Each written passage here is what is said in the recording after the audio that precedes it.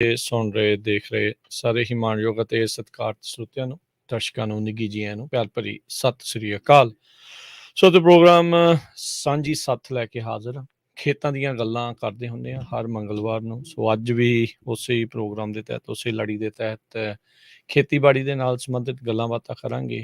ਕਈ ਕੁਛ ਇਸ ਪੂਰੀ ਕਿਸਾਨੀ ਦੇ ਨਾਲ ਖੇਤੀਬਾੜੀ ਦੇ ਨਾਲ ਜੁੜਿਆ ਹੁੰਦਾ ਹੈ। ਬਹੁਤ ਸਾਰੇ ਪਹਿਲੂ ਇਸ ਦੇ ਵਿੱਚ ਰਹਿੰਦੇ ਨੇ। ਚਾਹੇ ਹਾਰਵੈਸਟਿੰਗ ਦੀ ਗੱਲ ਕਰਦੇ ਹੋਈਏ, ਕਦੀ ਪਾਣੀ ਦੀ, ਕਦੀ ਮਿੱਟੀ ਦੀ, ਕਦੀ ਹਵਾ ਦੀ। ਸੋ ਹਰ ਇੱਕ ਤਰ੍ਹਾਂ ਦੀ ਗੱਲਬਾਤ ਕਰਦੇ ਹਾਂ। ਅਤੇ ਅੱਜ ਇੱਕ ਵਾਰੀ ਫਿਰ ਆਪਾਂ ਗੱਲਬਾਤ ਜਿਹੜੀ ਉਹ ਕਰਾਂਗੇ। ਇਸ ਵਾਰ ਸਿੰਜਾਈ ਦੇ ਜਿਹੜੇ ਢੰਗ ਹੁੰਦੇ ਨੇ, ਸਾਧਨ ਹੁੰਦੇ ਨੇ, ਇੱਥੇ ਕਿੱਦਾਂ ਨੇ, ਕਿਵੇਂ ਆ, ਉਸ ਦੇ ਉੱਤੇ ਗੱਲ ਚਰਚਾ ਕਰਾਂਗੇ।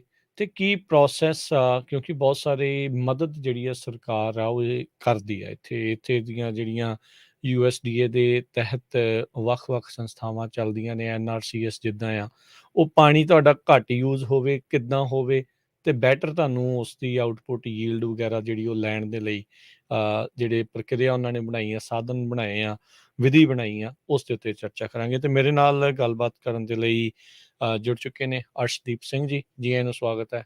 ਸਤਿ ਸ਼੍ਰੀ ਅਕਾਲ। ਸਤਿ ਸ਼੍ਰੀ ਅਕਾਲ। ਸੋ ਅਰਸ਼ਦੀਪ ਹੁਣੀ ਆਪਣੇ ਨਾਲ ਰੈਗੂਲਰਲੀ ਜੁੜਦੇ ਨੇ, ਵੱਖ-ਵੱਖ ਚਰਚਾਵਾਂ ਕੀਤੀਆਂ ਆ। ਸੋ ਇਹਨਾਂ ਦੇ ਨਾਲ ਆਪਾਂ ਪਹਿਲਾਂ ਵੀ ਗੱਲਬਾਤ ਜਿਹੜੀ ਉਹ ਕੀਤੀ ਸੀਗੀ ਵੀ ਕਿੱਦਾਂ ਇੰਜੀਨੀਅਰਿੰਗ ਦੇ ਵਿੱਚੋਂ ਨਿਕਲ ਕੇ ਖੇਤੀ ਵਾਲੇ ਪਾਸੇ ਨੂੰ, ਕਿਸਾਨੀ ਵਾਲੇ ਪਾਸੇ ਨੂੰ ਆਏ ਆ। ਉਹਨਾਂ ਨੇ ਆਪਾਂ ਨੂੰ ਉਹ ਦੱਸਿਆ ਨਵਾਂ ਖੇਤ ਲੱਭਣ ਤੋਂ ਲੈ ਕੇ ਉਸ ਨੂੰ ਇੱਕ ਬਾਗ ਜਿਹੜਾ ਉਹ ਲਾਉਣ ਤੱਕ ਪੂਰੀ ਪ੍ਰਕਿਰਿਆ ਉਹਨਾਂ ਨੇ ਆਪਾਂ ਨੂੰ ਦੱਸੀ, ਵਿਧੀ ਜਿਹੜੀ ਉਸ ਦੇ ਵਿੱਚ ਉਹਨਾਂ ਨੇ ਦੱਸੀ ਆ। ਸੋ ਉਹ ਵੀ ਆਪਣੇ ਅਗਲੇ ਪੜਾਅ ਦੇ ਵਿੱਚ ਉਸ ਦੇ ਵਿੱਚ ਉਹ ਪਹੁੰਚੇ ਆ। ਸੋ ਅਰਸ਼ਦੀਪ ਪਹਿਲਾਂ ਤਾਂ ਅਪਡੇਟ ਲਈਏ। ਜਿਹੜਾ ਲਾਸਟ ਟਾਈਮ ਗੱਲਬਾਤ ਕੀਤੀ ਸੀਗੀ ਉਦੋਂ ਰਿਪ ਕਰ ਰਹੇ ਸੀਗੇ, ਖੇਤ ਖੂਤ ਲੈ ਲਏ ਸੀਗੇ। ਸੋ ਲੇਟੈਸਟ ਅਪਡੇਟ ਕੀ ਆ, ਬਾਗ ਲੱਗ ਗਿਆ? ਹਾਂਜੀ, ਪਹਿਲਾਂ ਤਾਂ ਜੀ ਬਹੁਤ ਧੰਨਵਾਦ ਤੁਹਾਡਾ ਸਾਰੀ ਟੀਮ ਦਾ। ਦੂਜਾ ਜੋ ਅਪਡੇਟ ਹੈ ਜੀ ਉਹ ਇਹ ਸੀਗੀ ਵੀ ਜਦੋਂ ਪਿਛਲੀ ਵਾਰ ਗੱਲ ਕੀਤੀ ਸੀ ਆਪਣੀ ਜ਼ਮੀਨ ਹਜੇ ਉਵੇਂ ਪਈ ਸੀ, ਹੈ ਨਾ। ਅਤੇ ਉਸ ਤੋਂ ਬਾਅਦ 'ਚ ਹੁਣ ਜਿਹੜੀ ਲੇਟੈਸਟ ਅਪਡੇਟ ਇਹ ਆ ਵੀ ਆਪਾਂ ਉਹਦੇ 'ਚੋਂ ਅੱਧੇ ਕੁ ਦੇ ਵਿੱਚ ਪਲਾਂਟੇਸ਼ਨ ਕਰ ਦਿੱਤੀ ਗੱਲ। ਠੀਕ ਹੈ ਜੀ। ਉਹਦੇ ਵਿੱਚ ਫਿਰ ਆਪਾਂ ਪਲਾਂਟੇਸ਼ਨ ਤੋਂ ਪਹਿਲਾਂ ਜਿਹੜਾ ਸਾਰਾ ਇਰੀਗੇਸ਼ਨ ਦਾ ਸਿਸਟਮ ਦਾ ਕੰਮ ਹੋਇਆ ਉਹ ਨਵਾਂ ਪਾਇਆ, ਸਾਰੀ ਪਾਈਪਲਾਈਨਸ ਵਗੈਰਾ। ਅਤੇ ਉਹ ਹਜੇ ਪੂਰਾ ਕੰਪਲੀਟ ਨਹੀਂ ਹੈ, ਥੋੜ੍ਹੀਆਂ ਜਿਹੀਆਂ ਵਿੱਚ ਮੁਸ਼ਕਿਲਾਂ ਵੀ ਆ ਗਈਆਂ ਨੇ ਜੋ ਆਪਾਂ ਚਲੋ ਬਾਅਦ ਵਿੱਚ ਗੱਲ ਕਰਾਂਗੇ, ਹੈ ਨਾ, ਕਿਉਂ ਨਹੀਂ ਹੋ ਸਕਿਆ। ਅਤੇ ਇਹ ਜਾਣੀ ਕਿ ਜਿਹੜੀ ਮੋਟੀ ਜੇ ਆਪਾਂ ਤੌਰ 'ਤੇ ਕਹੀਏ ਤਾਂ ਵੀ ਅੱਧਾ ਕੁ ਖੇਤ 'ਤੇ ਟਰੀ ਲੱਗ ਗਏ ਨੇ ਅਤੇ ਪਾਣੀ ਚੱਲ ਪਿਆ। ਕੱਲ ਪਾਣੀ ਚੱਲ ਪਿਆ ਆ। ਹਾਂਜੀ, ਚਲੋ ਜੀ, ਬਹੁਤ ਵਧੀਆ, ਬਹੁਤ ਮੁਬਾਰਕਾਂ। ਕਿਸਾਨ ਦੇ ਲਈ ਬੜੀ ਖੁਸ਼ੀ ਵਾਲਾ ਦਿਨ ਹੁੰਦਾ ਹੈ। ਬਿਲਕੁਲ ਜੀ, ਜਦੋਂ ਪਹਿਲੀ ਵਾਰ ਪਾਣੀ ਨਿਕਲਦਾ ਫੁਹਾਰੇ 'ਚੋਂ ਤਾਂ ਮਨ ਨੂੰ ਐਂ ਠੰਡ ਪੈ ਜਾਂਦੀ ਹੈ ਵੀ ਇੰਨੇ ਚਿਰ ਦਾ ਲੱਗੇ ਸੀ। ਕਿੰਨੇ ਮਹੀਨੇ ਦਾ ਪ੍ਰੋਸੈਸ ਪੈ ਗਿਆ ਹੁਣ ਤੱਕ ਜੇ ਆਪਾਂ ਕਰੀਏ? ਇਹ ਦੇਖ ਲਓ ਜੀ, ਆਪਾਂ ਵੀ ਪਿਛਲੇ ਸਾਲ ਦਸੰਬਰ ਦਾ ਸ਼ੁਰੂ ਕੀਤਾ ਹੋਇਆ ਇਹਨੂੰ ਪ੍ਰੋਸੈਸ, ਹੈ ਨਾ। ਸਤੰਬਰ ਆ ਗਈ ਆ। ਹਾਂਜੀ, ਹਜੇ ਵੀ ਆਪਾਂ ਅੱਧਾ ਹੀ ਖੇਤ ਲੱਗ ਸਕਿਆ ਅਤੇ ਇਹ ਅਗਲੇ ਸਾਲ ਮਾਰਚ ਅਪ੍ਰੈਲ 'ਚ ਜਾ ਕੇ ਸਾਰਾ ਇਹ ਕੰਮ ਜਿਹੜਾ ਹੈ ਕੰਪਲੀਟ ਹੋਣਾ। ਸੋ ਇੱਥੋਂ ਇੱਕ ਚੀਜ਼ ਮੈਂ ਨਾਲ ਹੀ ਆਪਣੇ ਸਰੋਤਿਆਂ ਤੇ ਦਰਸ਼ਕਾਂ ਦੇ ਲਈ ਐਡ ਨਾਲ ਹੀ ਕਰਦਾ ਨਾ, ਆਪਾਂ ਕਈ ਵਾਰੀ ਨਾ ਕਾਹਲੇ ਪੈ ਜਾਂਦੇ ਹੁੰਦੇ ਆ ਵੀ ਯਾਰ ਖੇਤ ਖਰੀਦ ਲਿਆ, ਹੁਣ ਅਗਲੇ ਸਾਲ ਨਿੰਬੂ ਤੋੜ ਲੈਣੇ ਆ ਤੇ ਸੰਤਰੇ ਤੋੜ ਲੈਣੇ ਆ ਤੇ ਡਾਲਰ ਜੇਬਾਂ 'ਚ ਆ ਜਾਣੇ ਆ। ਐ ਨਹੀਂ ਆ, ਉਹ ਚੀਜ਼ ਦੇ ਆਉਣ ਤਾਈਂ ਵਿਚਾਲੇ ਕਈ ਜਿਹੜੇ ਆ ਸਾਲ ਦਾ ਹੀ ਦੇਖੋ, ਕਈ ਸਾਲਾਂ ਦਾ ਜਿਹੜਾ ਸਮਾਂ ਇਸ ਚੀਜ਼ ਦੇ ਵਿੱਚ ਹੁੰਦਾ ਆ। ਸੋ ਕਾਫੀ ਚੈਲੰਜਿਸ, ਚੁਣੌਤੀਆਂ ਭਰਪੂਰ ਇਹ ਸਫ਼ਰ ਹੁਣ ਤੱਕ ਦਾ ਰਿਹਾ। ਹਾਂਜੀ, ਕਿਉਂਕਿ ਮੇਰੇ ਲਈ ਥੋੜ੍ਹੀਆਂ ਜਿਹੀਆਂ ਜ਼ਿਆਦਾ ਸੀ ਕਹਿ ਸਕਦੇ ਹਾਂ, ਕਿਉਂਕਿ ਮੈਂ ਆਪ ਨਵਾਂ ਫਾਰਮਿੰਗ ਦੇ ਵਿੱਚ ਆਇਆ, ਨਵੇਂ ਕਹਿ ਸਕਦੇ ਹਾਂ, ਹੈ ਨਾ। ਸਾਲ, 1.5 ਸਾਲ, 2 ਸਾਲ ਦੇ ਚੱਲੇ। ਅਤੇ ਪਰ ਜਿਹੜਾ ਬੰਦਾ ਤਜਰਬੇ ਵਾਲਾ ਉਹਨੂੰ ਹੋ ਸਕਦਾ ਥੋੜ੍ਹੀਆਂ ਜਿਹੀਆਂ ਮੇਰੇ ਨਾਲੋਂ ਘੱਟ ਆ ਜਾਂ ਆਉਣਗੀਆਂ ਜੇ ਉਹ ਕਰੇ, ਹੈ ਨਾ। ਜਾਂ ਜੇ ਹੁਣ ਮੈਂ ਵੀ ਅਗਲਾ ਕੋਈ ਪ੍ਰੋਜੈਕਟ ਇਹੋ ਜਿਹਾ ਕਰਾਂ ਤਾਂ ਮੈਨੂੰ ਕਾਫੀ ਚੀਜ਼ਾਂ ਦਾ ਪਤਾ ਲੱਗ ਆਲਰੇਡੀ ਪਤਾ ਲੱਗ ਚੁੱਕਾ ਵੀ। ਪਰ ਹੈ ਕਾਫੀ ਲੰਬਾ ਪ੍ਰੋਸੈਸ ਆ ਅਤੇ ਉਹਦੇ 'ਚ ਜਿਹੜੀਆਂ ਔਕੜਾਂ ਆਉਂਦੀਆਂ ਨੇ ਕਈ ਡੇ ਟੂ ਡੇ ਆਈ ਜਾਂਦੀਆਂ ਨੇ, ਪਰ ਜਿਵੇਂ ਆਈ ਜਾਂਦੀਆਂ ਨੇ ਉਵੇਂ ਉਹਨਾਂ ਦਾ ਕੋਈ ਨਾ ਕੋਈ ਹੱਲ ਨਿਕਲਦਾ, ਸੋਲਿਊਸ਼ਨ ਲੱਭਦੇ ਲਈ ਤਾਂ। ਜੀ, ਸੋ ਕਈ ਤਰੀਕੇ ਦੇ ਜਿਹੜੇ ਚੈਲੰਜਸ ਇਸ ਦੇ ਵਿੱਚ ਚੁਣੌਤੀਆਂ ਦੇ ਨਾਲ ਜਿਹੜਾ ਉਹ ਬੰਦਾ ਰਹਿੰਦਾ ਆ। ਸੋ ਅੱਜ ਜਿਹੜੀ ਆਪਾਂ ਅਰਸ਼ਦੀਪ ਗੱਲ ਕਰਨੀ ਆ ਸਿੰਜਾਈ ਦੇ ਵਿਧੀ ਨੂੰ, ਢੰਗ ਨੂੰ, ਜਿਹੜਾ ਉਸ ਨੂੰ ਲੈ ਕੇ ਦੋ ਤਰੀਕੇ ਤੋਂ ਆਪਾਂ ਇਸ ਦੀ ਅੱਜ ਗੱਲ ਕਰਾਂਗੇ। ਇੱਕ ਤਾਂ ਢੰਗ ਜਿਹੜਾ ਉਹ ਕੀ ਵਰਤ ਰਹੇ ਆ, ਵੀ ਕਿਸ ਤਰੀਕੇ ਦੇ ਨਾਲ ਸਿੰਜਾਈ ਆ, ਫਲੱਡ ਇਰੀਗੇਸ਼ਨ ਆ, ਡ੍ਰਿਪ ਆ, ਰੈਜ਼ਰਵਾਇਰ ਆ, ਕਿੱਦਾਂ ਆ, ਉਸ ਦੇ ਉੱਤੇ ਕਰਾਂਗੇ। ਅਤੇ ਫਿਰ ਇੱਕ ਹਿੱਸੇ ਦੇ ਵਿੱਚ ਆਪਾਂ ਗੱਲ ਕਰਾਂਗੇ ਵੀ ਕਿੱਦਾਂ ਦੀ ਸਹੂਲਤ ਸਰਕਾਰ ਇਸ 'ਤੇ ਬਾਬਤ ਦਿੰਦੀ ਹੈ। ਉੱਦਾਂ ਆਪਣੇ ਜਿਹੜੇ ਸਰੋਤੇ ਸੁਣਨ ਵਾਲੇ ਆ, ਉਹਨਾਂ ਨੂੰ ਦੱਸਦੇ ਜਾਈਏ। ਅਸੀਂ ਆਲਰੇਡੀ ਇੱਕ ਆਪਾਂ ਵੀਡੀਓ ਦੇ ਰੂਪ ਦੇ ਵਿੱਚ ਉਹ ਸਾਰੀ ਪੰਜਾਬੀ ਰੇਡੀਓ USA ਦੇ YouTube ਚੈਨਲ, Facebook ਦੇ ਉੱਤੇ ਉਹ ਪਾਈ ਆ। ਇਹਨਾਂ ਦੇ ਅਸੀਂ ਖੇਤ ਗਏ ਸੀਗੇ, ਜਿੱਦਾਂ ਤਿਆਰੀ ਹੋ ਰਹੀ ਸੀ ਇਰੀਗੇਸ਼ਨ ਨੂੰ ਜਿਹੜਾ ਉਹ ਲੈ ਕੇ, ਉਹ ਸਾਰਾ ਕੁਛ ਆਪਾਂ ਉਸ ਦੇ ਵਿੱਚ ਉਹ ਦਿਖਾਇਆ ਆ। ਜਿਹੜੇ ਸੁਣਨ ਵਾਲੇ ਜੋ ਦੇਖਣਾ ਚਾਹੁੰਦੇ ਆ, ਜਿਹੜੀਆਂ ਗੱਲਾਂ ਅੱਜ ਤੁਸੀਂ ਉਹਨਾਂ ਨੂੰ ਰਿਲੇਟ ਕਰਕੇ ਜਿਹੜਾ ਉਹ ਤੁਹਾਨੂੰ ਈਜ਼ੀ ਹੋਊਗਾ ਦੇਖਣਾ। ਸੋ ਗੱਲ ਕਰਦੇ ਆ, ਜਦੋਂ ਹੁਣ ਨਵਾਂ ਬਾਗ ਤੁਸੀਂ ਲਾਉਣਾ ਆ, ਜ਼ਮੀਨ ਖਰੀਦ ਲਈ ਆ, ਹੁਣ ਵਾਹ ਵੀ ਲਈ ਆ, ਰਿਪ ਵੀ ਕਰ ਲਈ ਆ, ਜੋ ਵੀ ਕਰਨਾ, ਜੇ ਪੁਰਾਣਾ ਸੀਗੀਆਂ ਚੀਜ਼ਾਂ ਉਹ ਪੱਟ ਲਈਆਂ, ਜੇ ਨਵਾਂ ਲਾਉਣ ਲੱਗੇ ਆ। ਹੁਣ ਉਸ ਤੋਂ ਬਾਅਦ ਅਗਲਾ ਸਟੈਪ ਆ ਵੀ ਦੇਖੋ ਬੂਟੇ ਨੇ ਤਾਂ ਫਲਣਾ ਉਹਦੇ ਨਾਲ ਹੀ ਆ, ਜੇ ਪਾਣੀ ਉਸ ਨੂੰ ਜਿਹੜਾ ਉਹ ਮਿਲੂਗਾ। ਇਰੀਗੇਸ਼ਨ ਸਭ ਤੋਂ ਇੰਪੋਰਟੈਂਟ ਆ, ਤੇ ਮੁੱਢਲਾ ਜਿਹੜਾ ਇੱਕ ਹਿਸਾਬ ਦੇ ਨਾਲ ਇਹ ਸਟੈਪ ਆ। ਤੁਹਾਨੂੰ ਇਹ ਸਾਰੀਆਂ ਚੀਜ਼ਾਂ ਦੇ ਉਹ ਸਮਾਨ ਲਿਆਉਣ ਤੋਂ ਲੈ ਕੇ ਲਾਉਣ ਤੱਕ ਕਿੱਦਾਂ ਦਾ ਪ੍ਰੋਸੈਸ ਰਿਹਾ? ਦੇਖੋ ਜੀ, ਜਦੋਂ ਆਪਾਂ ਜਿਵੇਂ ਤੁਸੀਂ ਕਿਹਾ ਵੀ ਪਹਿਲਾਂ ਗੱਲ ਆ ਜਾਂਦੀ ਹੈ ਵੀ ਆਪਾਂ ਜਦੋਂ ਸ਼ੁਰੂ ਕਰਦੇ ਹਾਂ, ਜਦੋਂ ਆਪਣੀ ਸੋਇਲ ਪ੍ਰੈਪ ਹੋ ਗਈ, ਉਸ ਤੋਂ ਬਾਅਦ ਵੱਡਾ ਸਟੈਪ ਤਾਂ ਹੁੰਦਾ ਵੀ ਇਰੀਗੇਸ਼ਨ ਤੁਹਾਡੇ ਕੋਲ ਕਿਵੇਂ ਦੀ ਹੈ। ਤੇ ਜੇ ਤਾਂ ਹੁਣ ਤੁਹਾਡੇ ਕੋਲ ਆਲਰੇਡੀ ਕੋਈ ਲੱਗਿਆ ਹੋਇਆ ਬਾਗ ਆ, ਉਹਦੇ ਜਿਹੜੀਆਂ ਮੇਨ ਲਾਈਨਾਂ ਦੁਬਾਰਾ ਯੂਜ਼ ਹੋ ਜਾਂਦੀਆਂ ਨੇ ਥੱਲੇ। ਠੀਕ ਹੈ। ਤੇ ਜੇ ਇਹ ਮੰਨ ਕੇ ਚੱਲੀਏ ਵੀ ਉਹ ਚ ਡ੍ਰਿਪ ਸਿਸਟਮ ਪਹਿਲਾਂ ਲੱਗਾ ਸੀਗਾ, ਜੇ ਮੰਨਿਆ ਜਾਵੇ। ਜੇ ਹੁਣ ਜਿਵੇਂ ਆਪਣਾ ਜਿਹੜਾ ਬਾਗ ਸੀਗਾ ਉਹਦੇ ਵਿੱਚ ਡ੍ਰਿਪ ਨਹੀਂ ਸੀ ਲੱਗਿਆ, ਤੇ ਉਹ ਰੇਜ਼ਨ ਸੀਗੇ, ਪਹਿਲਾਂ ਅੰਗੂਰ ਲੱਗੇ ਹੋਏ ਸੀਗੇ, ਤੇ ਉਹ ਫਲੱਡ ਇਰੀਗੇਸ਼ਨ ਕਰਦੇ ਸੀ ਸਾਰੀ।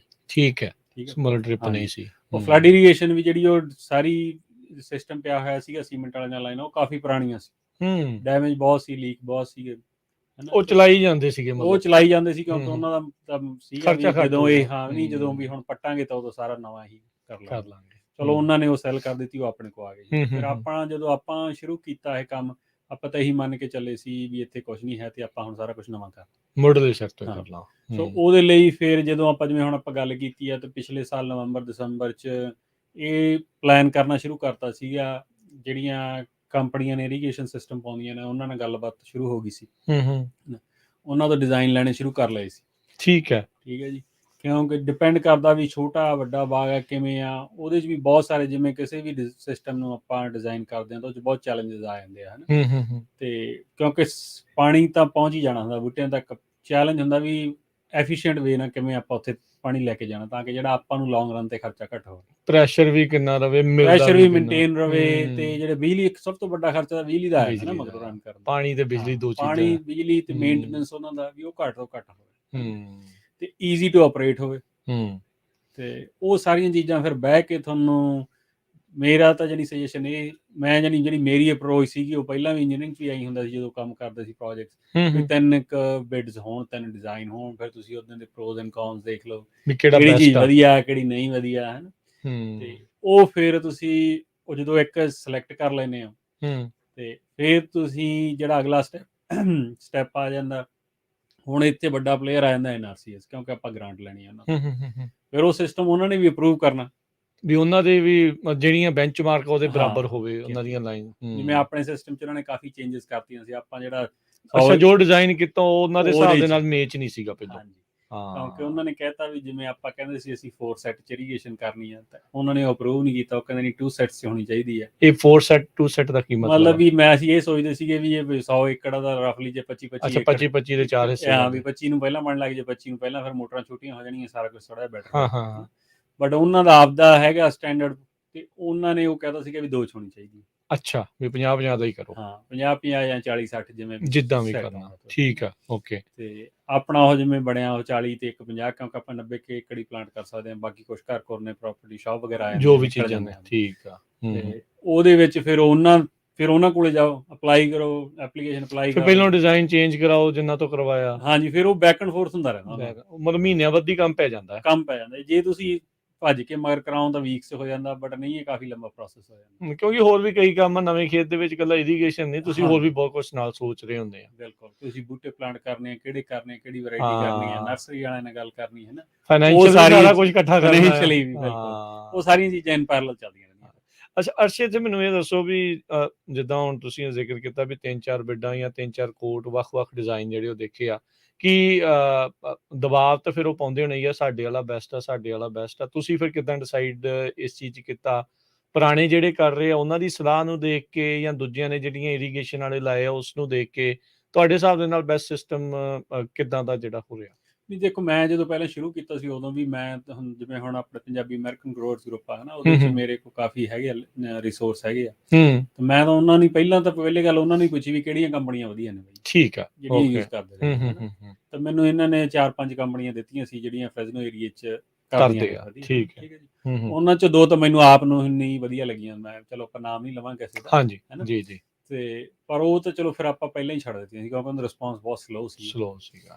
ਤੇ ਬਾਕੀ ਜਿਹੜੇ 2 ਜਣੇ ਕਾਫੀ ਇੰਟਰਸਟਿਡ ਸੀਗੇ, ਉਹਨਾਂ ਨੇ ਤਾਂ ਆਪਣੇ ਸਿਸਟਮ ਦੀਆਂ ਦੱਸਣੇ ਹੀ ਹੁੰਦੇ ਪ੍ਰੋਜ਼ ਐਂਡ ਕੌਨਸ। ਹਾਂਜੀ ਤੇ ਉਹ ਬਾਕੀ ਗੱਲ ਇੱਥੇ ਆ ਗਈ ਸੀਗੀ ਵੀ ਸਿਸਟਮ ਜਿਹੜੇ ਡਿਜ਼ਾਈਨ ਸੀ ਨਾ, ਉਹ NRCS ਕੋਲ ਜਦੋਂ ਗਏ ਉਦੋਂ ਬਾਅਦ ਚੋਂ ਲਗਭਗ ਇੱਕੋ ਜਿਹੇ ਹੋ ਗਏ ਸੀ ਦੋਨਾਂ ਦੇ, ਠੀਕ ਆ ਕਿਉਂਕਿ ਉਹਨਾਂ ਨੇ ਚੇਂਜਸ ਇੰਨੀਆਂ ਕਰਾ ਲਈਆਂ ਵੀ ਨਹੀਂ ਆਹ ਨਹੀਂ ਕਰਨਾ, ਤੁਸੀਂ ਆਹ ਨਹੀਂ ਕਰਨਾ, ਹੈ ਨਾ ਜੀ, ਆਹ ਚੇਂਜ ਕਰੋ, ਜਿਹੜਾ ਉਹਨਾਂ ਦੇ ਪ੍ਰੋਸੈਸ ਥਰੂ ਜਦੋਂ ਗਏ 2 ਸੈਟਸ ਹੋ ਗਏ, 2 ਸੈਟਸ ਕੀਤਾ ਤਾਂ ਉਹਨਾਂ ਨੇ ਸੇਮ ਅਪਰੋਚ ਹੀ ਲੈਣੀ ਹੁੰਦੀ ਹੈ ਫਿਰ ਦੋਨਾਂ ਨੇ, ਤਕਰੀਬਨ ਫਿਰ ਸੇਮ ਹੋ ਜਾਂਦਾ, ਉਨੇ ਹੀ ਮੋਟਰਾਂ ਸਾਈਜ਼ ਡਿਜ਼ਾਈਨ, ਕਿਉਂਕਿ ਉਹਨਾਂ ਨੇ ਤਾਂ ਦੇਖਣਾ ਵੀ ਕਿੰਨਾ ਪਾਣੀ ਚਾਹੀਦਾ ਪਰ ਗੈਲਨ ਇੱਕ ਟਰੀ ਨੂੰ ਕਿੰਨਾ ਚਾਹੀਦਾ, ਤੇ ਉਸ ਹਿਸਾਬ ਨਾਲ ਸਾਡੀ ਕਿੰਨੀ ਡਿਮਾਂਡ ਆ, ਉਹ ਡਿਮਾਂਡ ਦੇ ਹਿਸਾਬ ਨਾਲ ਉਹਨਾਂ ਨੇ ਦੋਨੇ ਸੈੱਟ ਕਰਨਾ, ਆਲਮੋਸਟ ਸਿਮਿਲਰ ਡਿਜ਼ਾਈਨ ਆ ਗਏ ਸੀਗੇ ਐਂਡ ਤੇ, ਠੀਕ ਆ। ਤੇ ਉਹ ਜਦੋਂ ਡਿਜ਼ਾਈਨ ਆਇਆ ਫਿਰ ਤਾਂ ਗੱਲ ਇੱਥੇ ਆ ਜਾਂਦੀ ਵੀ ਕਿਹਦਾ ਪ੍ਰਾਈਸ ਬੈਠ, ਇਵੈਂਚੁਅਲੀ ਜੇ ਤਾਂ ਤੁਸੀਂ ਹੁਣ ਜੇ ਡਿਟੇਲ 'ਚ ਜਾ ਕੇ ਦੇਖਣਾ ਤਾਂ ਤੁਸੀਂ ਉਹਨਾਂ ਦਾ ਬਿੱਲ ਆਫ ਜਿਹੜਾ ਮਟੀਰੀਅਲ ਦਾ ਚੈੱਕ ਕਰ ਸਕਦੇ ਆ, ਵੀ ਕਿਹੜੇ ਕਿਹੜੇ ਪਾਈਪ ਨੇ, ਕੋਈ ਸੇਮ ਆ, ਮੋਟਰਾਂ ਸੇਮ ਆ, ਸਾਰਾ ਕੁਝ ਹੈ ਨਾ, ਠੀਕ ਆ, ਤੇ ਫਿਰ ਉਹ 'ਚ ਤੁਸੀਂ ਕੰਪੈਰੀਜ਼ਨ ਕਰ ਸਕਦੇ ਆ ਪ੍ਰਾਈਸਿਸ ਵੀ ਕਿੱਥੇ ਤੁਸੀਂ ਬੰਦਾ ਸੇਵ ਕਰਦੇ।